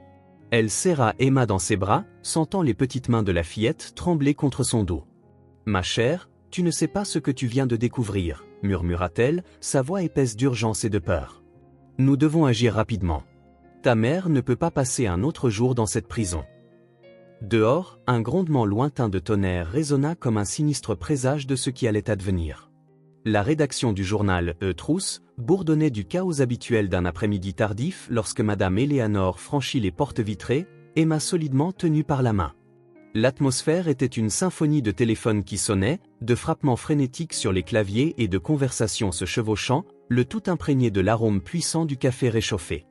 La femme se dirigea résolument vers le bureau de Donald Parker, un journaliste d'investigation reconnu pour dévoiler des affaires de corruption et d'injustice sociale. Son espace de travail était un petit chaos organisé, avec des piles de documents, des coupures de journaux et un mur couvert de photos et de notes reliées par des fils rouges, tel un réseau de conspiration attendant d'être dévoilé. « Robert, nous avons besoin de ton aide », commença Madame Helena, sa voix chargée d'une urgence qui fit lever immédiatement le journaliste de son écran. Il savait pertinemment qui était cette dame, sa source de confiance dans plusieurs affaires de fraude d'entreprise durant les années passées dans le cabinet d'avocats. Robert ajusta ses lunettes à monture fine sur son nez, observant avec curiosité la fillette qui se cachait partiellement derrière Madame Helena. « Te souviens-tu de l'affaire Whitmore, celle de la cuisinière accusée d'empoisonnement ?» continua-t-elle en baissant la voix et en se penchant sur la table. « Nous avons quelque chose que tu dois voir. » Emma, comprenant son intention, sortit son téléphone de son sac à dos avec des mains tremblantes mais déterminées. Les minutes suivantes furent remplies uniquement du son de sa respiration contenue, tandis que Robert examinait méticuleusement la photographie sur le vieux téléphone. Ses yeux d'enquêteur expérimenté scrutaient chaque détail de l'image, se concentrant particulièrement sur le reflet révélateur dans le miroir. De temps à autre, il consultait ses notes et des coupures de journaux, marmonnant quelques mots en établissant mentalement des connexions. « C'est de la dynamite pure », déclara-t-il enfin, un éclat d'excitation professionnelle illuminant ses yeux fatigués. La fusion d'entreprise, la mort opportune de Whitmore, l'épouse du juge président l'affaire. Tout s'emboîte parfaitement. Robert se redressa dans son fauteuil, gesticulant brusquement en passant ses mains dans ses cheveux ébouriffés, son regard fixé sur un point invisible du mur. Son cerveau travaillait à toute allure, reliant chaque pièce du puzzle qui se formait devant lui. Les lampes fluorescentes vacillèrent légèrement, projetant des ombres allongées sur le mobilier encombré de son bureau, tandis que l'odeur du café réchauffé se mêlait aux papiers anciens et à la poussière accumulée dans les dossiers qu'il consultait depuis des heures. « Nous devons agir avec une extrême prudence », expliqua-t-il en croisant les bras puis en faisant les 100 pas, sa voix chargée d'un poids entre inquiétude et détermination. « Nous touchons à quelque chose de bien plus grand qu'un simple meurtre. Catherine Sinclair n'est pas seulement l'épouse d'un juge, elle fait partie de l'une des familles les plus puissantes de la ville. Des gens comme elle ne se nourrissent pas uniquement d'argent, mais de la peur qu'ils imposent. » Il s'arrêta devant le bureau, ses yeux analysant chaque document épars comme s'il cherchait un indice qui lui aurait échappé. « Il nous faudra plus de preuves, quelque chose d'irréfutable pour construire un dossier solide avant de publier quoi que ce soit, car si nous faisons une erreur, elle nous enterrera avant même que nous puissions crier à l'aide. » Ses yeux se posèrent sur Emma, qui l'observait attentivement, ses petits doigts agrippant le rebord de la chaise, son regard oscillant entre espoir et appréhension. Robert se pencha légèrement pour se mettre à la hauteur de la fillette et lui sourit, bien qu'il sache qu'il n'avait pas beaucoup de certitude à offrir. « Ne t'inquiète pas, petite. Tu viens de nous donner la première pièce d'un puzzle qui va tenir éveillé de nombreuses personnes puissantes toute la nuit. » Il pouvait déjà imaginer les gros titres, ressentir le poids de l'histoire sur le point d'exploser. C'était le genre d'affaire dont chaque journaliste d'investigation rêvait, dévoiler une conspiration mêlant pouvoir, argent, par-dessus tout, une injustice qui devait être réparée. Les premières heures du matin avaient déjà bien avancé lorsque Donald Parker trouva enfin la connexion qu'il recherchait. Son bureau était couvert de vieux documents, de relevés bancaires et de coupures de journaux formant une mosaïque de preuves. Le journaliste avait passé les 72 dernières heures immergé dans une enquête frénétique, suivant une piste d'argent et de secrets qui l'avait conduit à une découverte stupéfiante sur son écran d'ordinateur. Une série de virements bancaires en provenance de l'étranger révélait un schéma suspect de mouvement entre des sociétés écrans liées à Catherine Sinclair et Robert Whitmore. Le journaliste griffonna encore quelques notes dans son carnet déjà bien rempli, ses mains tremblant légèrement sous l'ampleur de ce qu'il venait de découvrir. « Madame Helena, j'ai besoin que vous veniez immédiatement à la rédaction, » dit-il d'une voix urgente au téléphone. Whitmore n'était pas seulement un rival commercial. Lui et Catherine étaient partenaires dans un vaste complot. En attendant l'arrivée de l'ancienne secrétaire, Robert organisa ses dossiers. Les documents montraient que Catherine et Whitmore avaient détourné des millions grâce à des contrats surfacturés, utilisant leurs entreprises comme façade pour un schéma élaboré de blanchiment d'argent. Cependant, dans les semaines précédant le dîner fatidique, Whitmore avait commencé à montrer des signes de remords, prenant des contacts suspects avec le bureau du procureur. Sa mort n'avait pas seulement été opportune, elle était devenue une nécessité désespérée pour le faire taire. Madame Eleanor arriva à la rédaction pour trouver Robert dans un état d'agitation fébrile. « Catherine n'a pas tué Whitmore à cause de la fusion d'entreprises, expliqua-t-il en étalant des documents sur la table. Elle l'a tué parce qu'il était sur le point de dénoncer un système de corruption impliquant des dizaines de politiciens et d'hommes d'affaires. Le dîner fut l'occasion parfaite, avec Marie comme bouc émissaire idéal. La voisine porta la main à sa bouche, horrifiée par l'ampleur de la conspiration. Emma, qui avait insisté pour l'accompagner même à cette heure tardive, observait tout avec de grands yeux, serrant son carnet de croquis contre sa poitrine comme pour chercher du réconfort. Robert continua en expliquant comment Catherine avait utilisé son influence et le nom de son mari, le juge, pour dissimuler des années d'activité criminelle, transformant le meurtre de Whitmore en une œuvre de manipulation magistrale. « Je publierai tout demain », déclara Robert, sauvegardant les fichiers sur sa clé USB et faisant des copies de sauvegarde. « J'ai suffisamment de preuves pour faire tomber non seulement Catherine, mais la moitié de l'élite corrompue de la ville. » Il remit une enveloppe scellée à Madame Helena, ses mains toujours tremblantes de l'adrénaline de la découverte. « Si quelque chose m'arrive, remets cela directement au procureur Marcus Ellison. C'est le seul en qui nous pouvons avoir confiance. » Emma regarda le journaliste glisser la clé USB dans sa poche et enfiler son manteau usé, se préparant à partir. « Je vais juste passer à la maison pour récupérer quelques documents supplémentaires et revenir finaliser l'histoire, » dit-il en se dirigeant vers la porte de la rédaction presque déserte. Ce fut la dernière fois que quiconque vit Donald Parker. Le lendemain matin, la rédaction du journal The Truth, habituellement un chaos vibrant de voix, d'appels téléphoniques et de frappements furieux sur les claviers, était enveloppée d'un silence inquiétant. La chaise de Robert était vide, son bureau en désordre, exactement comme il l'avait laissé la veille, comme s'il allait revenir à tout moment. Mais il ne revint pas. Les journalistes échangeaient des regards tendus, certains chuchotaient entre eux, d'autres évitaient de prononcer le nom de Robert à haute voix, comme s'ils reconnaissaient le danger qui rôdait désormais dans cet espace. L'odeur forte du café froid planait dans l'air, mêlée à la peur que personne n'osait exprimer. Madame Helena était assise à côté de la table vide, ses doigts crispés. Autour de l'enveloppe scellée que Robert lui avait remise, elle ressentit un nœud d'inquiétude resserrer sa gorge, rendant même la respiration difficile. Son cœur battait trop vite, comme s'il savait que le destin de Robert était scellé dès l'instant où il avait osé défier Catherine Sinclair et ses complices.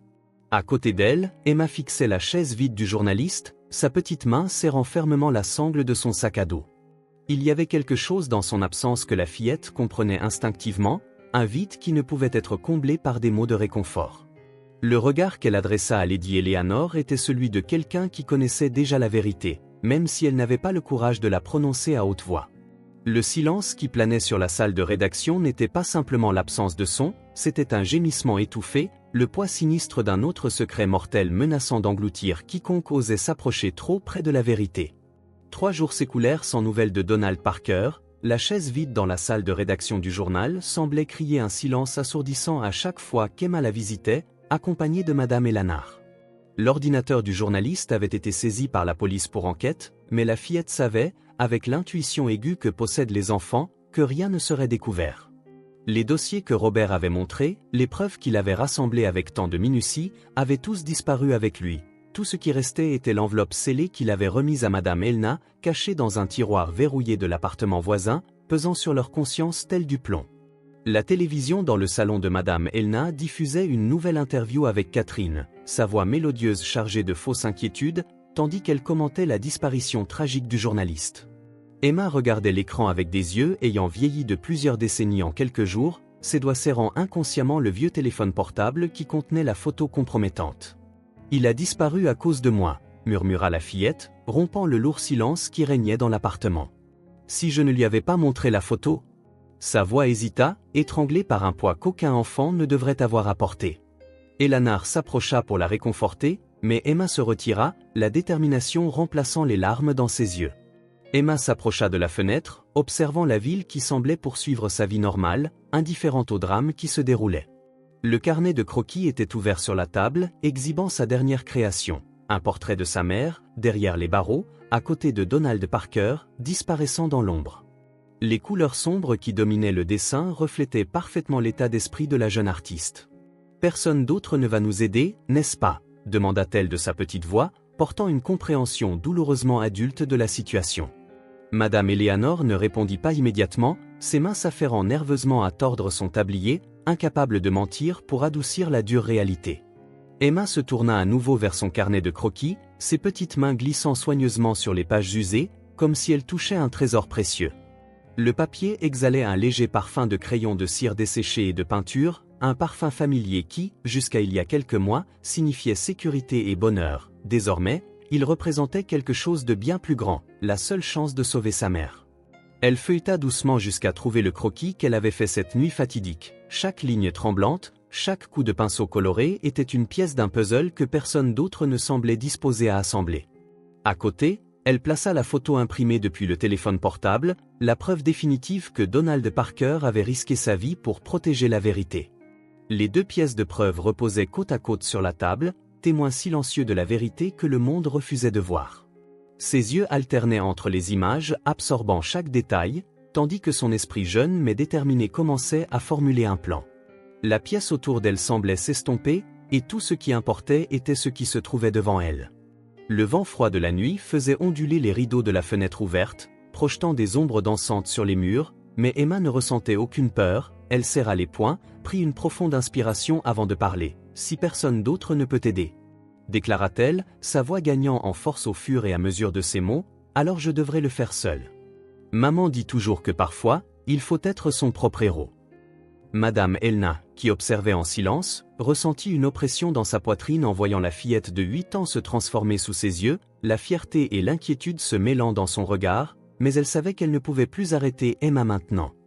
Avec des gestes précis, Emma commença à organiser ses preuves dans un dossier coloré, le poids de l'enfance s'évanouissant à chaque action, cédant la place à celle de quelqu'un qui savait qu'il n'y avait plus de place pour l'hésitation.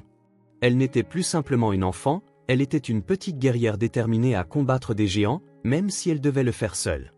Le bureau de l'avocat Michael Reynolds était modeste et encombré de piles de dossiers s'accumulant sur chaque surface disponible, et un vieux ventilateur tournait paresseusement, bougeant à peine l'air lourd de l'après-midi. Lorsque Emma entra, accompagnée de Madame Elna, il leva à peine les yeux des documents qu'il analysait. C'était le même homme qui, plus tôt, avait rejeté la fillette sans prêter attention à ses théories, mais aujourd'hui, quelque chose avait changé. La disparition du journaliste Donald Parker avait fait la une de tous les journaux, et une inquiétude troublante perturbait le sommeil de l'avocat depuis que le nom de Catherine Sinclair, qui apparaissait fréquemment dans les nouvelles en versant des larmes de crocodile, commençait à éveiller des soupçons qu'il ne pouvait plus ignorer. « Docteur Michael, s'il vous plaît, cette fois, vous devez m'écouter. » La voix d'Emma tremblait légèrement, mais ses yeux étaient empreints d'une détermination de fer alors qu'elle ouvrait son dossier coloré sur la table encombrée. « J'ai la preuve que ma maman est innocente et maintenant je sais pourquoi M. Whitmore a été tué. » Ses petites mains étalèrent méthodiquement les preuves, le dessin de la nuit du dîner, la photo imprimée depuis le téléphone portable montrant Catherine à la table des boissons, et enfin l'enveloppe scellée que Robert avait confiée à Madame Elena.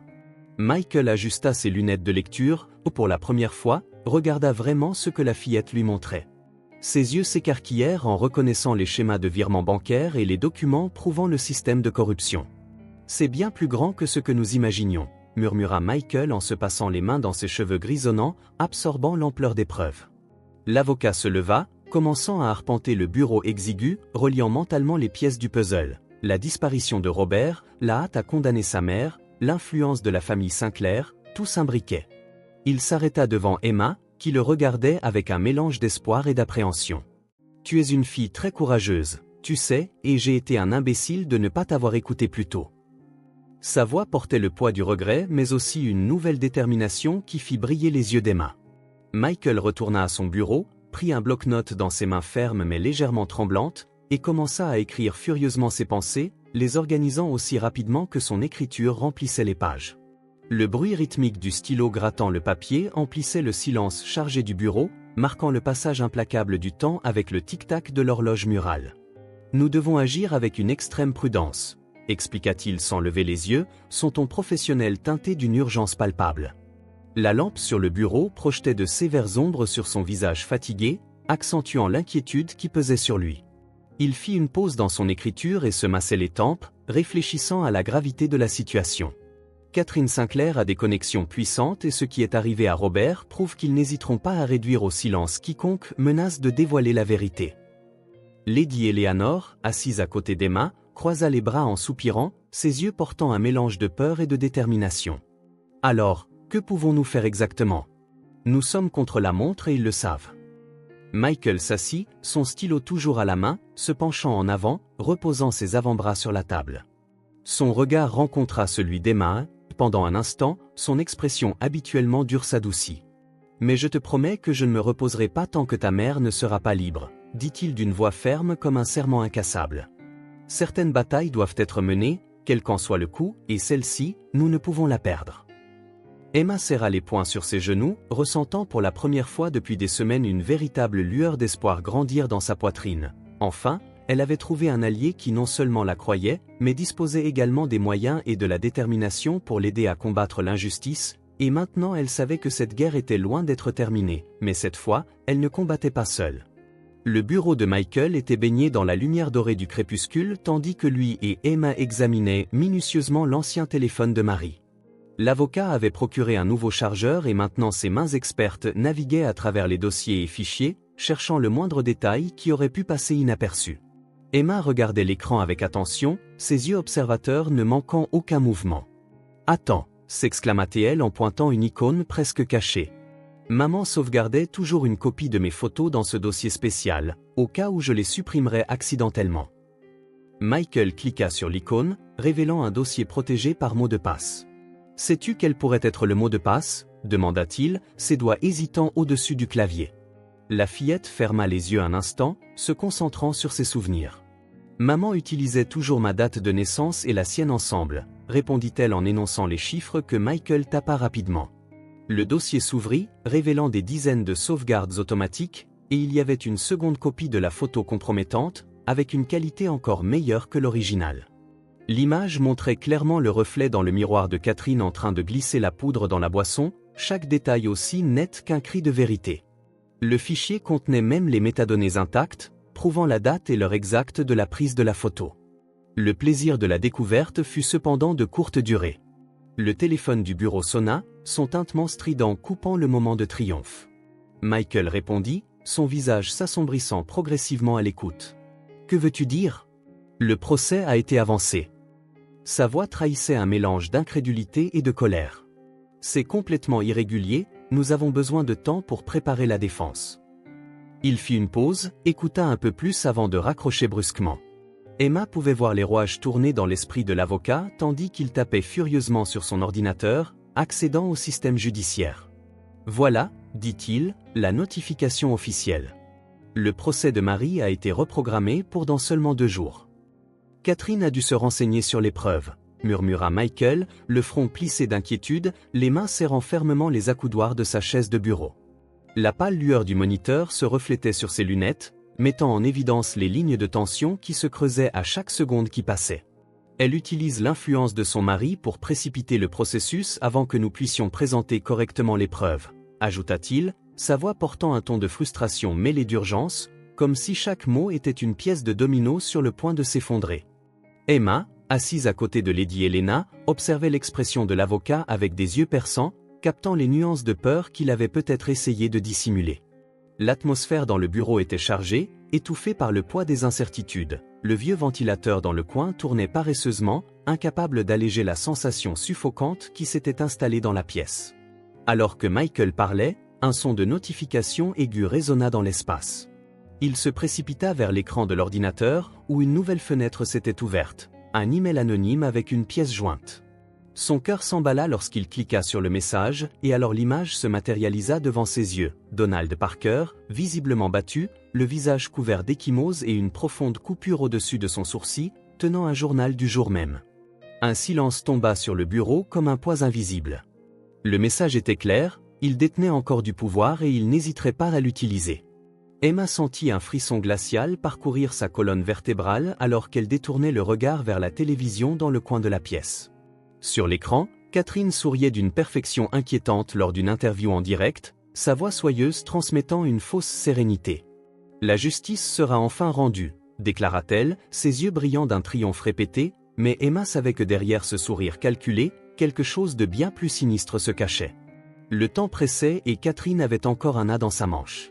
Le soleil était déjà couché lorsqu'une voiture noire aux vitres teintées se gara silencieusement près de l'école où Emma étudiait. Catherine, assise à l'arrière, regardait à travers le verre fumé tout en ajustant ses gants en cuir italien. Son visage, habituellement un masque parfait d'élégance, affichait désormais une froideur calculatrice qui correspondait au scintillement métallique du petit pistolet reposant dans son sac à main de créateur à ses côtés. 2 hommes en costume sombre attendaient ses instructions, leurs regards durs fixés sur la sortie de l'école où les derniers enfants attendaient encore leurs parents. Catherine avait découvert qu'Emma attendait habituellement Madame Hélène à cet endroit chaque après-midi et aujourd'hui, la voisine fouineuse était commodément coincée dans un embouteillage inattendu de l'autre côté de la ville. « Rappelle-toi, je veux que cela ressemble à un enlèvement ordinaire. » La voix de Catherine coulait comme du miel empoisonné tandis qu'elle donnait des instructions à ses hommes de main. « Aucune marque visible, rien qui puisse être retracé jusqu'à nous, la fille doit simplement disparaître jusqu'après le procès. » Ses longs doigts élégants tapotaient doucement sur le siège en cuir alors qu'elle regardait Emma à travers la vitre. Seule sur les marches de l'école, son uniforme scolaire et son sac à dos coloré la faisaient paraître encore plus petite et vulnérable. L'ironie n'échappa pas à Catherine. Cette même enfant, avec son innocence et ses photos amateurs, était devenue la plus grande menace pour son empire soigneusement construit. C'est presque poétique, pensa-t-elle, un sourire cruel jouant sur ses lèvres parfaitement maquillées, que la fille de la femme de ménage soit la seule capable de dévoiler la maîtresse. Le plan était méticuleusement orchestré. ces hommes approcheraient Emma lorsqu'elle commencerait à marcher vers le coin où elle rencontrait habituellement Madame Elna. La camionnette sombre était déjà stratégiquement positionnée dans la ruelle latérale, prête à disparaître dans les ombres de la ville avec sa petite prisonnière. Catherine avait même préparé une histoire émouvante pour les caméras, ses fausses larmes déjà répétées, comme si elle allait lamenter le terrible enlèvement de la fille de la femme qu'elle avait tant peiné à aider. Le bon moment était crucial. Dans moins de 48 heures, Marie serait jugée et condamnée, et sans le témoignage d'Emma ni les preuves en possession de la fillette, rien ne pourrait empêcher Catherine de compléter sa parfaite vengeance. Emma restait inconsciente du danger qui rôdait, ses petits doigts occupés à dessiner dans son carnet alors qu'elle attendait. Catherine observait avec un intérêt morbide la fillette qui tenait son dessin à la lumière du lampadaire qui commençait à s'allumer. C'était un portrait d'elle, Catherine, mais pas la version publique que tout le monde connaissait. D'une certaine manière, cet enfant avait capturé, dans ses traits enfantins, la véritable essence de la femme qui avait planifié son enlèvement, des yeux aussi froids que du jade, un sourire qui ressemblait davantage à une fente cruelle dans son visage parfaitement maquillé. « Impressionnant », murmura Catherine, un frisson involontaire parcourant sa colonne vertébrale à la vue de sa véritable nature exposée à travers les yeux d'un enfant. C'est une raison de plus pour s'assurer qu'Emma soit réduite au silence. Cette petite artiste en voit trop, comprend trop. Il est temps, déclara Catherine, ses yeux aussi tranchants que des lames suivant le mouvement de l'autre côté de la rue, sa voix basse, contrôlée, chargée d'une froideur chirurgicale qui faisait de chaque mot un commandement définitif. Elle regardait depuis sa banquette arrière, ses doigts gantés effleurant distraitement le cuir doux du sac à main de créateur posé sur ses genoux, comme si elle attendait simplement qu'un serveur lui apporte son verre dans un restaurant élégant. Mais ce n'était pas un moment trivial, c'était la pièce finale d'un jeu méticuleusement orchestré. Madame Elna, de l'autre côté du trottoir, tripotait son téléphone portable, envoyant hâtivement un message à Emma. La lueur de l'écran se reflétait sur son visage inquiet alors que ses doigts tapaient rapidement, informant la fillette de son retard inattendu. Le trafic nocturne était dense dans cette partie de la ville, les phares des voitures créant des faisceaux lumineux scintillants qui se croisaient sur l'avenue en motifs irréguliers. Emma, assise sur les marches de l'école, reçut le message, referma son carnet et le rangea soigneusement dans son sac à dos. Ses petits doigts ajustèrent les bretelles sur ses épaules, avec l'innocence d'une enfant bien élevée, elle lissa son uniforme scolaire avant de se lever, un geste automatique, une habitude de routine. Mais pour Catherine, chaque seconde pendant laquelle la fillette restait inconsciente du danger ne faisait qu'alimenter sa satisfaction perverse. « Amène-la à moi et assure-toi que personne ne voit rien », ordonna Catherine d'un geste discret. Les hommes sortirent silencieusement de la voiture, leurs pas absorbés par l'asphalte, leurs ombres s'étirant comme des griffes sombres sur le sol faiblement éclairé. La voiture noire de l'autre côté de la rue démarra son moteur, et Emma put voir l'expression tendue de Catherine. Madame Elna entraîna la fillette dans une galerie commerciale, leurs pas résonnant dans le couloir. Connaissant bien le quartier, elle guida Emma à travers des raccourcis stratégiques et des couloirs. « Tiens-moi bien la main, ma chérie », lui ordonna-t-elle alors qu'elle suivait un chemin sûr. L'adrénaline coulait dans les veines de Madame Elna alors qu'elle menait Emma à travers un labyrinthe de ruelles et de passages étroits, ses jambes protestaient déjà contre l'effort inhabituel, mais la peur de ce qui pourrait arriver à la fillette la poussait à continuer. Emma, pour sa part, serra fermement la main de sa voisine, ses petits poumons brûlants de l'effort de la fuite. Elles débouchèrent sur une rue animée où Madame Elna repéra rapidement un bus sur le point de partir. D'un dernier effort, les deux coururent vers le véhicule, embarquant quelques secondes avant la fermeture des portes. Par la fenêtre, elles virent la voiture noire filer, ses occupants clairement frustrés d'avoir perdu leur proie. « Nous devons aller quelque part en sécurité », murmura Madame Elana, toujours en train de reprendre son souffle alors qu'elle serrait Emma contre elle de manière protectrice. Le cœur de la dame battait toujours dans sa poitrine et sa vision mit un moment à s'adapter au rythme frénétique des dernières minutes. Emma tremblait dans ses bras, son petit corps encore vulnérable face à l'impact du danger réel qui avait failli l'engloutir. La fillette ferma les yeux comme pour chasser les images des hommes en noir essayant de l'atteindre, ses mains rugueuses s'approchant pour la traîner vers un destin inconnu. « Catherine va réessayer, n'est-ce pas ?» La question d'Emma, bien que chuchotée, résonna comme une sentence à l'intérieur du bus presque vide. Sa voix petite mais étonnamment ferme trahissait que la fillette comprenait la gravité de la situation mieux que quiconque ne voudrait l'admettre. Elle n'était pas une enfant ordinaire, elle avait été forcée de mûrir rapidement pour comprendre que la seule vérité ne suffisait pas face à des personnes aussi puissantes que Catherine Sinclair. Lady Elna hocha la tête gravement, passant sa main dans les cheveux humides de sueur de la fillette, ressentant le poids de la peur mêlé à la détermination dans chaque mèche. Son esprit travaillait déjà à un plan, chaque possibilité tournant comme les rouages d'une horloge antique, elle ne pouvait pas échouer. Soudain, le téléphone portable vibra dans le sac, le son étouffé mais indéniable apportant une lueur d'espoir. Les mains tremblantes, la dame saisit l'appareil et lut le message de l'avocat Michael, il avait sécurisé un lieu sûr pour qu'elle se cache jusqu'au procès. Tandis que le bus serpentait à travers les rues sombres de la ville, les éloignant du danger immédiat, Lady Helena jeta un regard à Emma puis leva les yeux vers le ciel. En silence, elle pria pour que la fillette reste en sécurité assez longtemps. La bataille d'aujourd'hui avait été remportée, mais la guerre était loin d'être terminée. La chambre du juge Charles Sinclair était enveloppée par la pénombre du crépuscule lorsqu'il relut pour la énième fois le dossier contre Marie. Quelque chose le troublait profondément, de petites incohérences qui semblaient autrefois insignifiantes hurlaient désormais à sa conscience comme des alarmes impossibles à ignorer. Le rapport de toxicologie mentionnait une substance spécifique, rare et difficile à obtenir, qui serait peu susceptible d'être à la portée d'un cuisinier. De plus, la disparition du journaliste d'investigation Donald Parker, survenue alors qu'il commençait à examiner l'affaire, était une coïncidence trop troublante pour être ignorée. Charles retira ses lunettes et se frotta les yeux fatigués, sentant le poids de ses doutes grandir à chaque nouvelle relecture du dossier. Le comportement de Catherine commençait également à éveiller des soupçons, il tentait désespérément de réprimer ses larmes. Dans les témoignages, tout semblait trop répété, ses réactions calculées avec une précision presque cinématographique. La veille, il l'avait trouvée dans son bureau privé, fouillant furtivement dans son dossier, ce qu'elle n'avait jamais fait en 20 ans de mariage. Lorsqu'on l'interrogea, Catherine détourna la conversation avec une habileté qui semblait désormais plus manipulatrice que charmante. « Chérie, je rangeais simplement tes affaires », avait-elle dit, mais ses yeux verts avaient évité les siens d'une manière qui le perturbait profondément. Les appels mystérieux qu'elle recevait, les réunions soudaines auxquelles elle devait assister, tout commençait à former un schéma sinistre qu'il ne pouvait plus ignorer. Une enveloppe anonyme était arrivée sur son bureau ce matin, contenant des relevés de virements bancaires suspects entre des entreprises liées à Catherine et Whitmore. Charles sentit son monde s'effondrer en reconnaissant la signature numérique de son épouse sur des documents qui suggéraient une relation bien plus complexe entre elle et la victime que celle d'employeur et de cliente. Les dates coïncidaient avec des périodes où Catherine disait être en voyage d'affaires et les montants transférés étaient trop astronomiques pour être expliqués par des transactions légitimes. Son cœur, en tant que mari, voulait le nier, mais son esprit de juge ne pouvait ignorer les preuves accumulées.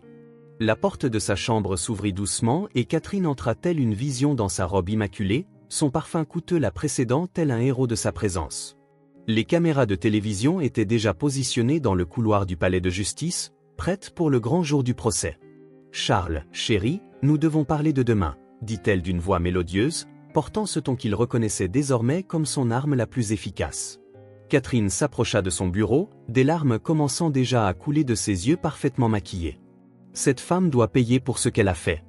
Whitmore était notre ami, tu te souviens? Il dînait chez nous, il nous faisait confiance. » Chaque mot était comme un poignard se tordant dans la poitrine de Charles, qui voyait désormais des doubles sens dans tout ce qu'elle disait. Les larmes de Catherine commencèrent à couler, glissant lentement sur son visage impeccablement maquillé, reflétant la lumière chaude de la chambre comme de petites gemmes liquides. Chaque goutte était calculée stratégiquement, si subtilement mesurée pour atteindre le point précis entre vulnérabilité et manipulation. Elle inclina légèrement la tête sur le côté, laissant ses franges parfaitement alignées couvrir partiellement ses yeux, rendant la scène encore plus dramatique pour les caméras qui captureraient certainement son départ émouvant. « Tu ne me décevras pas demain, n'est-ce pas, chérie ?» Sa voix sortit basse, tremblante, dans l'équilibre exact entre supplication et menace, chargée d'un ton mélancolique qui pouvait émouvoir quiconque ignorait la vérité derrière sa performance.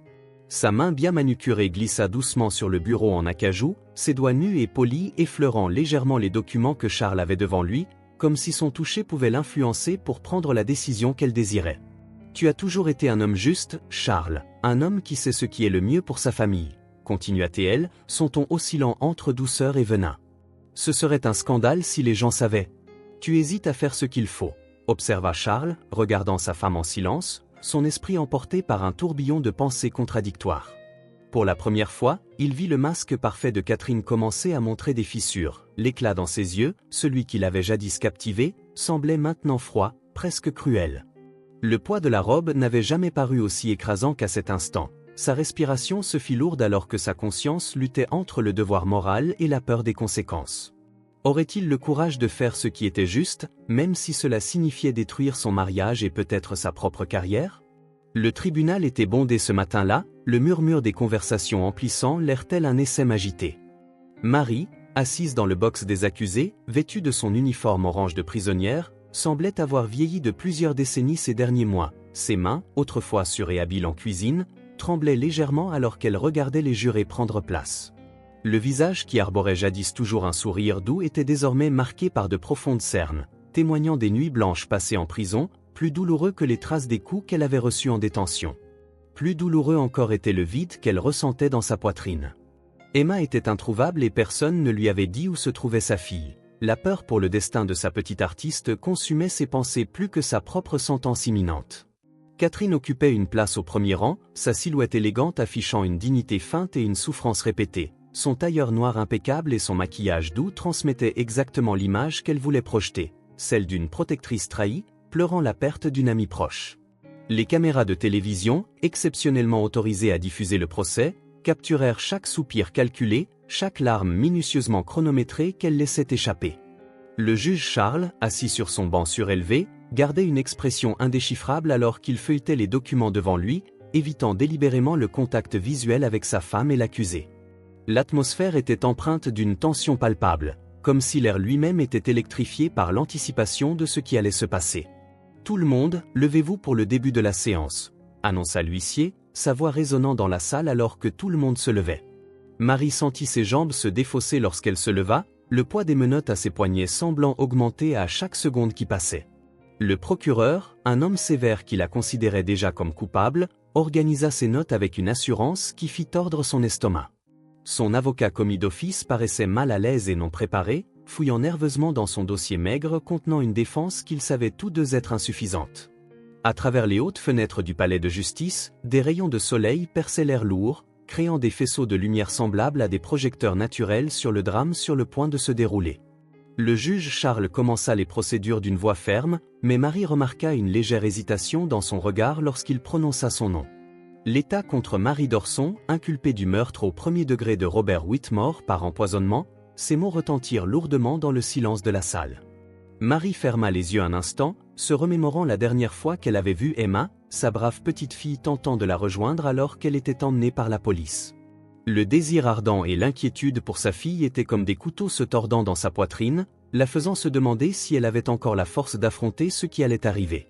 Le procureur ajusta sa cravate en se préparant pour son discours d'ouverture, ses yeux brillant de la certitude d'une victoire imminente. « Votre honneur, je commence », déclara-t-il d'une voix posée et calculée, résonnant dans la salle d'audience comme le coup d'un marteau invisible. Il ajusta sa cravate d'un geste lent et délibéré, savourant l'attente qui montait dans la salle.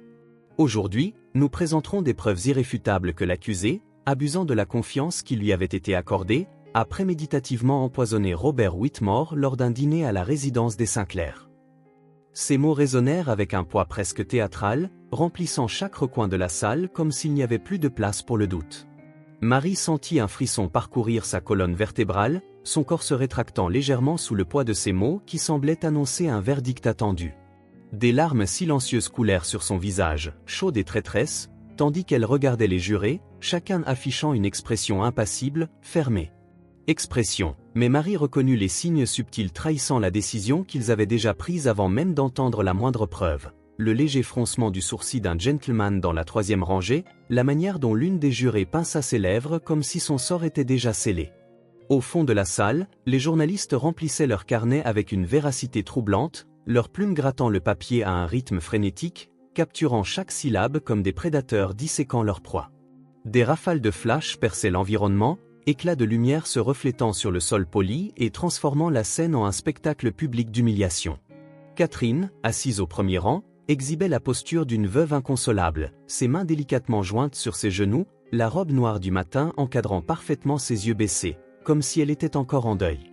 Mais Marie l'aperçut, l'espace d'un bref instant, lorsque leurs regards se croisèrent, une lueur cruelle scintilla dans les yeux verts de la femme, et un léger sourire menaça de courber le coin de sa bouche, fugitif, presque imperceptible, mais bel et bien présent. À cet instant, Marie sut que Catherine savourait chaque seconde de sa chute. Le juge Charles ajusta sa robe, se préparant à prononcer la sentence qui pesait sur sa conscience comme du plomb. La salle d'audience était enveloppée dans un silence sépulcral, rompu seulement par l'éclair sporadique des appareils photo documentant chaque instant du procès. Marie gardait les yeux baissés, ses larmes silencieuses marquant de petites taches sombres sur son uniforme de prisonnière, tandis que Catherine arborait un sourire discret de triomphe anticipé. L'air semblait lourd, chargé du poids de l'injustice sur le point d'être consommé. Soudain, les portes doubles de la salle s'ouvrirent dans un fracas qui fit sursauter tout le monde. Emma surgit dans l'allée centrale tel un petit ouragan de détermination, ses cheveux ébouriffés par la course et son uniforme scolaire encore sale après l'évasion de la veille. Dans ses petites mains tremblantes, elle serrait une enveloppe brune et son vieux téléphone portable.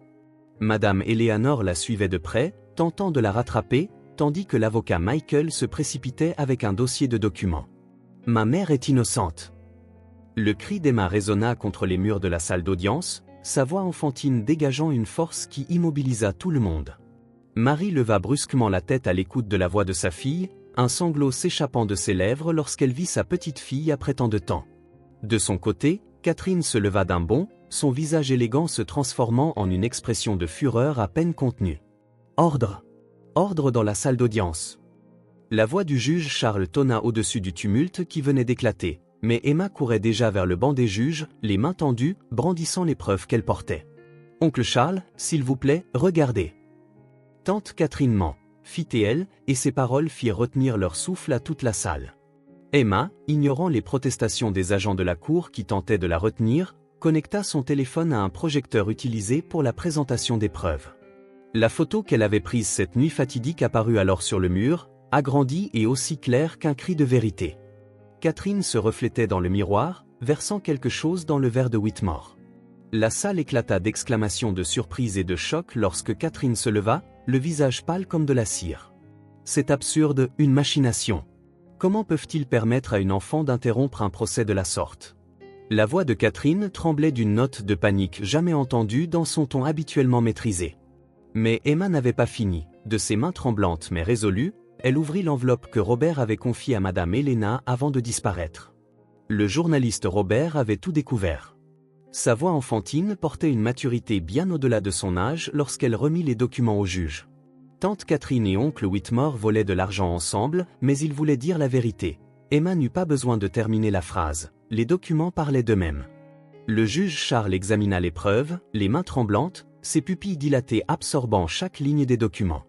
Il avait l'impression que la salle se rétrécissait autour de lui alors qu'il mesurait l'ampleur de ce qu'il voyait. Des signatures familières le fixaient, tels des fantômes d'un passé qu'il ne pouvait plus ignorer, des dates manipulées stratégiquement, des montants exorbitants transférés vers des comptes suspects. Tout était là, irréfutable, tel un verdict silencieux le condamnant pour des années d'aveuglement volontaire. Le papier lui semblait du plomb entre les mains. Les caméras de télévision capturèrent chaque instant du drame, le bruit des déclenchements se mêlant au murmure grandissant de l'audience, qui commençait à percevoir le tournant inattendu des événements. Le regard alternait entre le visage déterminé d'Emma, tenant son dessin tel un trophée de vérité, et les larmes de Marie coulantes, mêlant soulagement et incrédulité. Catherine, qui jusque-là avait conservé son impeccable sang-froid, affichait désormais la première fissure réelle dans sa façade de contrôle absolu, ses yeux scrutant frénétiquement la salle comme s'il cherchait désespérément une issue invisible. « Cela ne peut pas, vous ne pouvez pas », murmura-t-elle, la voix brisée par des respirations rapides, comme si l'air venait de se raréfier. L'ancien procureur, autrefois confiant et implacable, feuilleta les documents de ses doigts tremblants, son expression passant du choc à un pur désarroi. Il tourna la tête vers le juge, puis vers le jury, cherchant une confirmation que tout cela était réel. Sa propre accusation commença à s'effriter, désormais, c'était lui qui devait trouver des mots pour justifier ce qui semblait être la plus grande mascarade judiciaire depuis des années. Le juge Charles se sentit le monde tourner alors que ses yeux parcouraient chaque détail de la photographie projetée sur le mur de la salle d'audience. On y voyait son épouse Catherine, son visage partiellement reflété dans le miroir décoratif de la salle à manger, ses doigts élégants versant clairement quelque chose dans le verre de Whitmore. L'image était trop claire, trop précise pour être falsifiée. Ses mains tremblaient tandis qu'il tenait les documents remis par Emma, relevés bancaires, contrats suspects, courriels accablants, formant un enchevêtrement de preuves qu'il ne pouvait plus ignorer.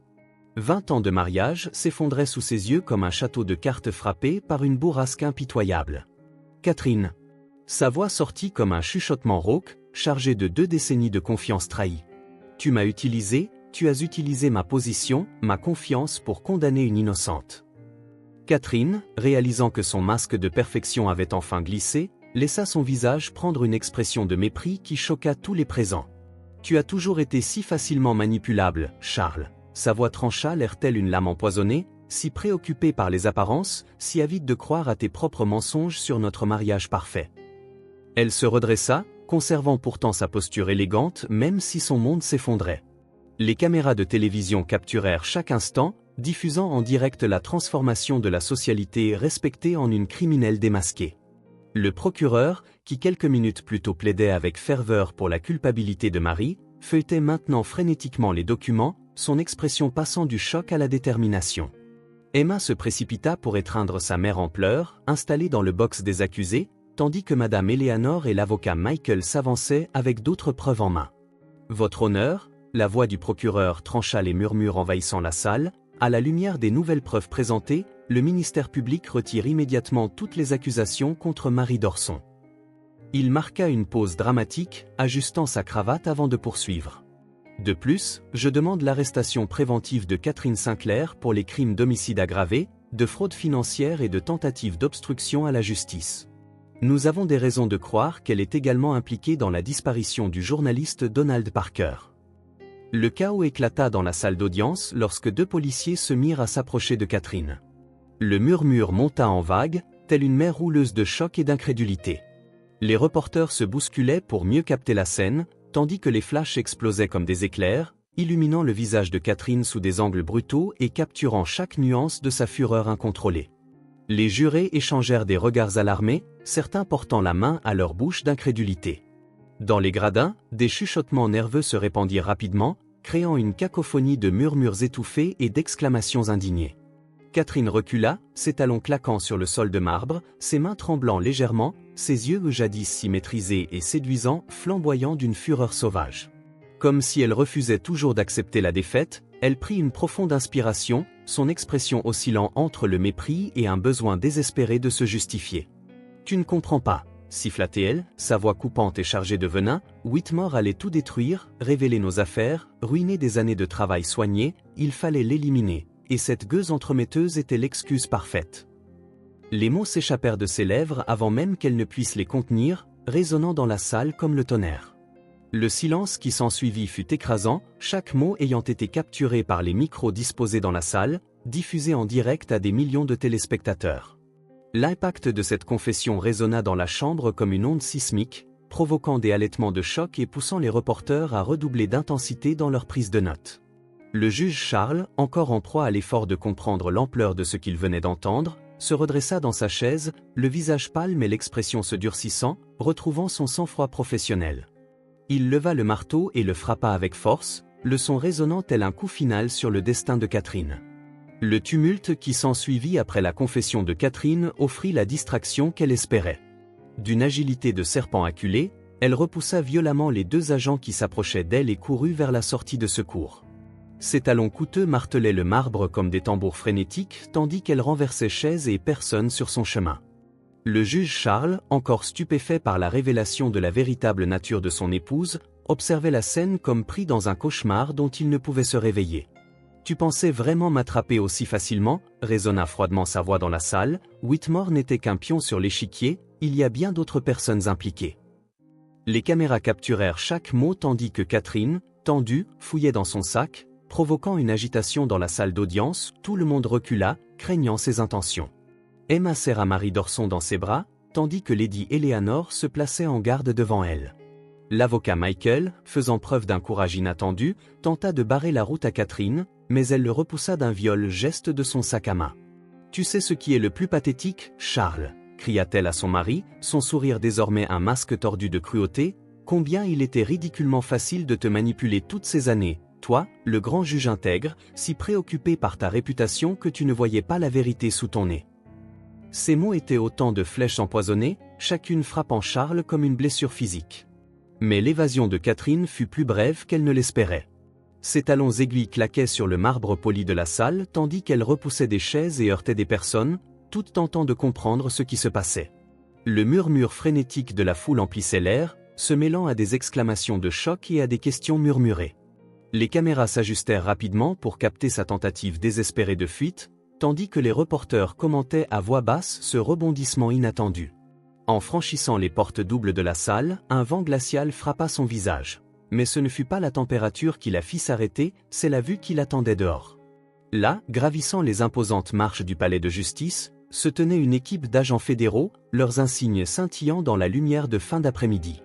Mais ce qui coupa véritablement le souffle à Catherine fut la silhouette marchant en tête du groupe, Donald Parker, meurtri mais vivant, chaque contusion sur son visage racontant l'histoire de sa captivité et de sa survie. Le journaliste s'arrêta à quelques mètres d'elle, inclinant légèrement la tête, ses yeux perçant Catherine tels des lames acérées. « C'est fini, Catherine », dit-il, sa voix résonnant avec fermeté malgré l'épuisement et la douleur, tout en levant une épaisse enveloppe qu'il serrait fermement. « Nous avons trouvé toutes les preuves dans ta planque, tous les documents, tous les enregistrements où Whitmore n'a pas été ta seule victime, n'est-ce pas ?» Catherine regarda frénétiquement autour d'elle, telle une bête en cage, ses yeux verts scrutant la foule à la recherche d'une échappatoire, mais il n'y avait aucune issue. Le nœud se resserrait, et l'empire de mensonges qu'elle avait bâti pièce par pièce était sur le point de s'effondrer sous ses pieds, alors qu'elle se trouvait encerclée par des agents fédéraux, avec Donald Parker comme témoin vivant de ses crimes. Pour la dernière fois, un mince espoir brillait dans le regard de Catherine lorsqu'elle se tourna vers Charles. Ses yeux verts, qui pendant tant d'années avaient manipulé et séduit, implorait silencieusement son mari d'intervenir, une ultime démonstration du pouvoir qu'il avait toujours exercé en tant que juge respecté. Toute la salle retint son souffle, observant le drame final se dérouler entre le couple qui avait jadis incarné l'élite de la haute société. L'arme dans sa main tremblait légèrement, trahissant la première fissure réelle dans sa façade de contrôle total. Charles se leva lentement de sa chaise, ses épaules portant le poids de 20 ans de mensonges exposés, son regard parcourant la salle depuis la silhouette tremblante de Catherine jusqu'au visage déterminé des agents fédéraux, du sourire soulagé de Marie Dorson jusqu'à l'éclat de justice dans les yeux d'Emma. Enfin, ses yeux se posèrent sur les preuves éparpillées sur son bureau, photos, documents, la preuve irréfutable d'une vie entière de crimes et de manipulations. « Lâche l'arme, Catherine », dit-il d'une voix ferme, dépourvue de l'adoration qu'elle suscitait autrefois lorsqu'il prononçait son nom, « c'est fini, il n'y a plus personne ici que tu puisses manipuler. » Le dernier masque de Catherine commença à se fissurer sous les paroles résolues de son mari. Ses genoux fléchirent et l'arme tomba de ses doigts avec un bruit métallique qui résonna dans la salle silencieuse. Les agents la maîtrisèrent rapidement, et le claquement des menottes se refermant sur ses poignets délicats sembla sortir Charles d'une transe de 2 décennies. Il reprit sa place derrière le banc des juges, retrouvant la dignité exigée par sa fonction. « Catherine Sinclair », déclara-t-il d'une voix empreinte du poids formel de la loi, « vous êtes en état d'arrestation pour le meurtre prémédité de Robert Whitmore, la tentative de meurtre de Donald Parker, complot, fraude financière et obstruction à la justice. » Le procureur Mark Ellison avança lentement sur le parquet, ses pas prudents résonnant dans le silence lourd de la salle. Le dossier qu'il portait semblait peser des tonnes, non pas tant par son poids physique que par la densité des révélations qu'il contenait. Ses mains, légèrement tremblantes, disposèrent les documents sur la table en chêne poli, créant une mosaïque de papier représentant des années d'enquête secrète. « Votre honneur », déclara-t-il d'une voix claire et contrôlée, « ce que nous avons ici n'est pas seulement une affaire de meurtre, mais la révélation d'un réseau criminel qui s'étend bien au-delà de ce que nous avions imaginé. » Charles Sinclair ajusta ses lunettes, feuilletant méthodiquement les pages, chaque geste témoignant d'une concentration quasi chirurgicale. De petits détails sautèrent aux yeux, des virements bancaires suspects, des rendez-vous programmés à des endroits discrets, des communications codées formant un puzzle complexe de corruption systémique. « C'est incroyable », murmura-t-il, « comment ont-ils réussi à garder cela secret si longtemps ?» Le procureur s'éclaircit la gorge pour capter l'attention de l'Assemblée. « Nous avons découvert des liens avec au moins 3 sociétés écrans, un détournement de fonds publics totalisant plus de 5 millions de R et un système de blanchiment d'argent impliquant des politiciens de haut rang. » Catherine, assise à proximité, affichait une expression impassible, mais un muscle à sa tempe pulsait discrètement, trahissant sa tension intérieure. Charles leva les yeux, son regard parcourant la salle avec une autorité renouvelée, il n'était plus le juge manipulé, mais un homme déterminé à exposer la vérité, quelles qu'en soient les conséquences personnelles. Considérant la gravité des crimes avérés, sa voix tonna dans la salle. Compte tenu de la préméditation manifeste dans chacun d'eux, je condamne l'accusé à la peine maximale prévue par la loi. Le marteau retentit avec une force symbolique, résonnant tel un présage d'une justice enfin rendue. Catherine, jadis incarnation du pouvoir et de la manipulation, semblait désormais réduite, l'ombre pâle de son ancienne personne. Ses yeux, autrefois séduisants et calculateurs, cherchèrent ceux de Charles dans un dernier éclat d'espoir, mais ils ne trouvèrent qu'une détermination inébranlable, un visage transformé par la vérité nouvellement découverte. Les mots de supplique moururent sur ses lèvres avant même de s'exprimer. Le juge Charles prit une profonde inspiration, puis tourna son regard vers Marie d'Orson, qui restait au banc des accusés avec une dignité silencieuse contrastant vivement avec la perte de contrôle antérieure de Catherine. La salle, encore sous le choc des révélations et de l'arrestation de l'épouse du juge, demeurait en un silence respectueux. Emma, tenant fermement la main de Lady Eleanor, ne quittait pas des yeux sa mère. Des décennies d'amour et d'espoir se résumaient en cet unique instant. Le visage de Marie, marqué par des mois de souffrance injuste en prison, s'illumina du premier éclat d'un véritable espoir depuis le début de ce cauchemar. « Levez-vous pour entendre la sentence », ordonna l'huissier d'une voix résonnante. Marie se leva, ses jambes tremblant légèrement sous le poids de l'émotion. Charles ajusta sa robe, et pour la première fois depuis le début du procès, laissa apparaître un doux sourire adoucissant ses traits. « Madame Marie d'Orson, à la lumière des preuves présentées et de la confession du véritable coupable, je vous déclare innocente de toutes les accusations, vous êtes libre. » Le son du marteau résonna dans les couloirs du palais de justice comme une musique, et avant même que l'écho ne se dissipe, Emma se précipita dans les bras de sa mère, renversant son carnet de croquis d'où s'échappèrent toutes les couleurs du monde qu'elle avait conservées pendant les mois de séparation. C'est alors, au moment de la célébration, que Catherine, encore menottée et conduite hors de la salle par les policiers, parvint à se libérer momentanément de l'emprise des agents. Son corps se tordit tel un serpent prêt à frapper, et ses yeux rencontrèrent ceux d'Emma avec une intensité qui fit s'immobiliser la fillette au milieu de son étreinte maternelle. « Ce n'est pas encore fini », murmura Catherine, sa voix tranchante comme une lame empoisonnée, ses lèvres se courbant en un sourire promettant vengeance. « Tu n'as aucune idée du pouvoir que je possède encore, même derrière les barreaux. » Les agents la tirèrent rapidement, mais le venin de ses mots s'était déjà répandu, planant dans l'air tel un sombre nuage au-dessus de ce moment de joie. Marie serra Emma encore plus fort dans ses bras, comme si, par son amour maternel, elle pouvait la protéger de la menace voilée de Catherine. La salle, avec ses nobles murs de bois et ses grandes fenêtres, semblait faire écho aux derniers mots menaçants de Catherine, malgré les murmures des gens qui commençaient à se disperser. Donald Parker, portant encore les marques de sa captivité sous la lumière dorée filtrant à travers les vitraux, s'avança avec une expression déterminée. Son costume chiffonné et sa cravate lâche témoignaient de ses jours de captivité, mais ses yeux brillaient de la même détermination journalistique qu'autrefois. « Ne vous inquiétez pas », les rassura-t-il d'une voix ferme, « j'ai survécu au pire. » Il ajusta le bandage à son poignet, souvenir des cordes qu'il avait liées, et ajouta « L'enquête fédérale continue, et nous allons démanteler chaque pièce de l'empire criminel qu'elle a bâti. J'ai toute une équipe de journalistes d'investigation qui travaillent là-dessus dès maintenant. » Lady Eleanor, tenant fermement l'enveloppe contenant les preuves, et l'avocat Michael, son attaché-caisse glissé sous le bras, rejoignirent le groupe, formant un cercle protecteur autour de la mère et de la fille. Le bruit de leurs pas sur le sol de marbre résonnait comme les pas de gardiens. Pourtant, même entourée d'alliés et enfin libre, Marie ne pouvait ignorer complètement l'éclat meurtrier qu'elle avait vu dans les yeux de Catherine, le rappel sinistre que certaines batailles laissent des cicatrices qui mettent du temps à guérir. Ses doigts caressaient inconsciemment les cheveux d'Emma tandis que son regard restait fixé sur la porte par laquelle Catherine avait été emmenée, comme si elle s'attendait à ce que cette menace refasse surface à tout moment. Les marches du palais semblaient infiniment plus légères alors que Marie d'Orson les descendait, Emma dans ses bras, le soleil de l'après-midi baignant mère et fille dans une étreinte dorée qui semblait vouloir compenser tous les mois de séparation. Les larmes qui coulaient sur leur visage n'étaient plus celles de la douleur ou de la peur, mais des cristaux de joie pure reflétant la lumière du jour tels de minuscules diamants de bonheur. Emma enfouit son visage dans le cou de sa mère, respirant profondément cette senteur familière que ses dessins n'avaient pu capter, un mélange de vanille, d'amour et de promesses tenues signifiant qu'elle était enfin à la maison. « Maman, je savais que je pourrais te ramener », murmura Emma, la voix étranglée par l'émotion, ses petites mains s'accrochant à l'uniforme de prison que sa mère portait encore, de peur qu'elle ne disparaisse à nouveau. Marie resserra l'étreinte, sentant le petit cœur de guerrière de sa fille battre contre le sien dans un rythme parfait de retrouvailles. Ses mains, longtemps liées et inactives, pouvait enfin caresser les cheveux de sa fille, essuyer ses larmes, exprimer par le toucher tout l'amour que les mots ne sauraient rendre entièrement.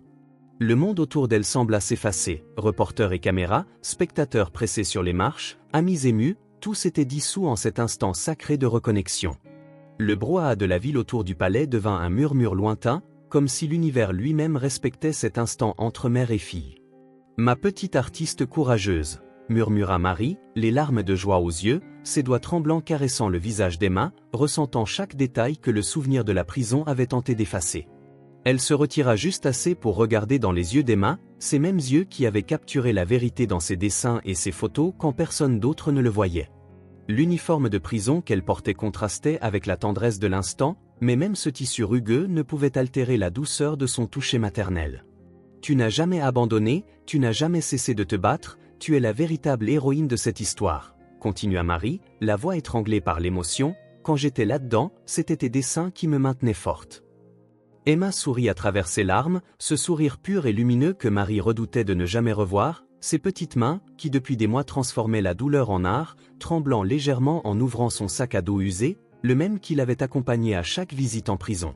Du fond du sac, elle sortit un nouveau dessin, une œuvre colorée les représentant ensemble, libres, sous un ciel sans barreaux ni ombre. Le papier était encore chaud du soleil qui avait inondé les fenêtres de l'école où elle l'avait achevé ce matin-là, pleine d'espoir pour le verdict qui changerait leur vie. Le soleil de l'après-midi commençait à se coucher alors que le juge Charles Sinclair descendait les marches du forum, non plus vêtu de sa robe mais d'un costume simple qui semblait peser des tonnes sur ses épaules courbées. Les caméras et reporters encore présents se tournèrent immédiatement vers lui, mais quelque chose avait changé dans sa démarche. L'arrogance de sa fonction avait cédé la place à une humilité sincère qui transformait entièrement sa silhouette. Ses yeux, marqués par de profonds cercles témoignant de nuit blanche et d'autocritique, se posèrent sur le visage de Marie d'Orson, toujours enlaçant Emma sur les marches inférieures de l'escalier. « Madame Marie », sa voix se troubla en prononçant son nom, et il fit une pause pour reprendre ses esprits. « Aucune excuse ne pourra compenser la souffrance que je vous ai causée, à vous et à votre fille, par mon aveuglement et mon arrogance.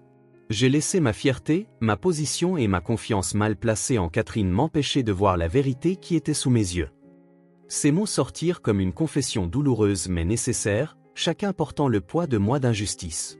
Les micros des reporters captèrent chaque syllabe, diffusant en direct le moment où l'un des juges les plus respectés de la ville reconnut publiquement ses erreurs. Charles descendit encore quelques marches, sa silhouette imposante désormais courbée sous le poids de la conscience, tandis que le marbre froid du forum résonnait à chacun de ses pas, rappel sonore de son chemin vers la rédemption. Les reporters chuchotaient entre eux, leurs caméras cliquetant sans relâche pour saisir chaque nuance de cet instant historique. Le vent faisait bruisser les feuilles des arbres centenaires bordant l'escalier, créant une douce mélodie qui semblait bercer cette transformation. S'arrêtant à une distance respectueuse de Marie et Emma, ses mains tremblantes extrairent une enveloppe officielle de sa poche, le papier crème contrastant avec la teinte sombre de son costume. « J'ai longuement réfléchi à mes actes », commença-t-il, la voix rauque d'émotion, à la façon dont mon arrogance a obscurci mon jugement. Par conséquent, je ne demande pas seulement pardon, mais j'annonce également ma démission immédiate de mes fonctions de juge. Je ne peux plus occuper un rôle qui exige discernement et impartialité après avoir si gravement failli à défendre ses principes. Un murmure collectif parcourut la foule. Charles leva les yeux vers l'imposant édifice du forum, là où il avait passé tant d'années en croyant servir la justice. « Tu sais, Emma, » dit-il en se tournant vers la fillette avec un sourire triste, « pendant toutes mes années d'études et de pratique du droit, je n'ai jamais appris la leçon la plus importante que tu m'as enseignée. La vérité n'a pas besoin de titre ou de robe pour se faire entendre. » Sa voix gagna en force, comme si chaque mot le libérait d'un poids invisible. Un enfant de 8 ans a démontré plus de sagesse et de courage dans la quête de la justice que je n'en ai montré durant toutes mes années sur le banc. Ce sera mon dernier acte officiel. Vous remettre personnellement, Madame Marie d'Orson, le document officialisant votre indemnisation pour dommages moraux et matériels, ainsi qu'une lettre de recommandation qui, je l'espère, vous aidera à reconstruire votre vie professionnelle. L'enveloppe passa de ses mains à celle de Marie telle une offrande de paix, un petit geste de réparation dans un océan de regrets. Le papier semblait lourd, porteur non seulement de son contenu officiel, mais aussi du fardeau d'une transformation profonde, tant chez l'homme qui la remettait que dans le système qu'il représentait. Loin, dans un environnement pour le moins hostile, l'uniforme orange de prison paraissait particulièrement rude sur la peau délicate de Catherine, habituée aux soies fines et au cachemire. Son premier jour à la prison pour femmes fut une succession d'humiliations que son arrogance refusait d'accepter. En entrant dans la cour commune, elle releva le menton avec dédain, convaincue que son argent et son influence la protégeraient même ici. « Vous ne savez pas qui je suis », déclara-t-elle aux détenus qui l'observaient, sa voix toujours empreinte de cette autorité qui lui avait toujours permis d'obtenir ce qu'elle voulait. « Dans quelques jours, je serai hors d'ici et quiconque m'aidera sera généreusement récompensé. » Le silence qui suivit fut brisé par un rire collectif résonnant contre les murs de la prison. Parmi les détenus se trouvait Véronica Scar, la même femme que Catherine avait soudoyée pour agresser Marie des mois auparavant. « Regardez qui est là, mes filles », lança Véronica d'un ton empreint de vengeance satisfaite, la matonne qui pense pouvoir tout acheter. Les autres détenus se resserrèrent en formant un cercle, leurs expressions indiquant clairement que l'argent de Catherine n'avait aucune valeur ici. « Vous savez ce que nous faisons aux personnes qui blessent la mère d'un enfant ?» demanda l'une d'elles, tandis que d'autres commentaient avoir suivi le procès sur la télévision de la prison, toute compatissante envers Marie Dorson et sa petite artiste. Dehors, sous le même ciel mais dans une réalité totalement différente, Marie et Emma marchaient main dans les jardins du Forum, prêtes à laisser cet endroit derrière elles. Lady Helena, Donald Parker et l'avocat Michael les accompagnaient tout en gardant leur distance respectueuse, laissant mère et fille savourer ensemble leurs premiers instants de véritable liberté. Emma portait son sac à dos rempli de dessins, désormais non seulement en ton sombre mais explosant de couleurs vives, comme pour rattraper tout le temps perdu. Marie s'arrêta un instant, émue de se trouver face à sa fille, tenant délicatement ce petit visage qu'elle avait tant rêvé de caresser durant les longs mois de séparation. « Rentrons à la maison, mon amour », murmura Marie, la voix débordante d'amour et de gratitude, tandis que la douce brise de l'après-midi jouait avec leurs cheveux, portant le parfum des fleurs du jardin du Forum, et que les derniers rayons peignaient le ciel de teintes roses et oranges, créant une atmosphère presque magique autour d'elle. Emma sourit, ce sourire pur que même les ombres de l'injustice ne pouvaient effacer, ses yeux brillants de la même intensité que le ciel au-dessus. « Regarde, maman », dit Emma en fouillant dans son sac à dos usé, ses petites mains tremblant d'excitation alors qu'elle cherchait quelque chose de spécial. « J'ai fait ce dessin la nuit dernière quand Madame Eleanor m'a dit que tu rentrerais à la maison, dit-elle en retirant soigneusement un morceau de papier plié qui, une fois déplié, dévoilait une image vibrante d'elles deux dans la cuisine de l'ancienne demeure, mais transformée en quelque chose de complètement nouveau. Dans le dessin, la cuisine n'était plus simplement un lieu de travail, mais un espace chaleureux et animé.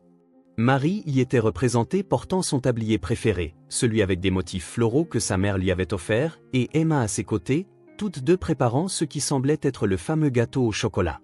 Autour d'elle, tels des gardiens souriants, se trouvaient tous ceux qui avaient aidé Madame Elna, avec son affection maternelle, Donald Parker avec sa détermination inlassable et l'avocat Michael avec sa mallette de documents.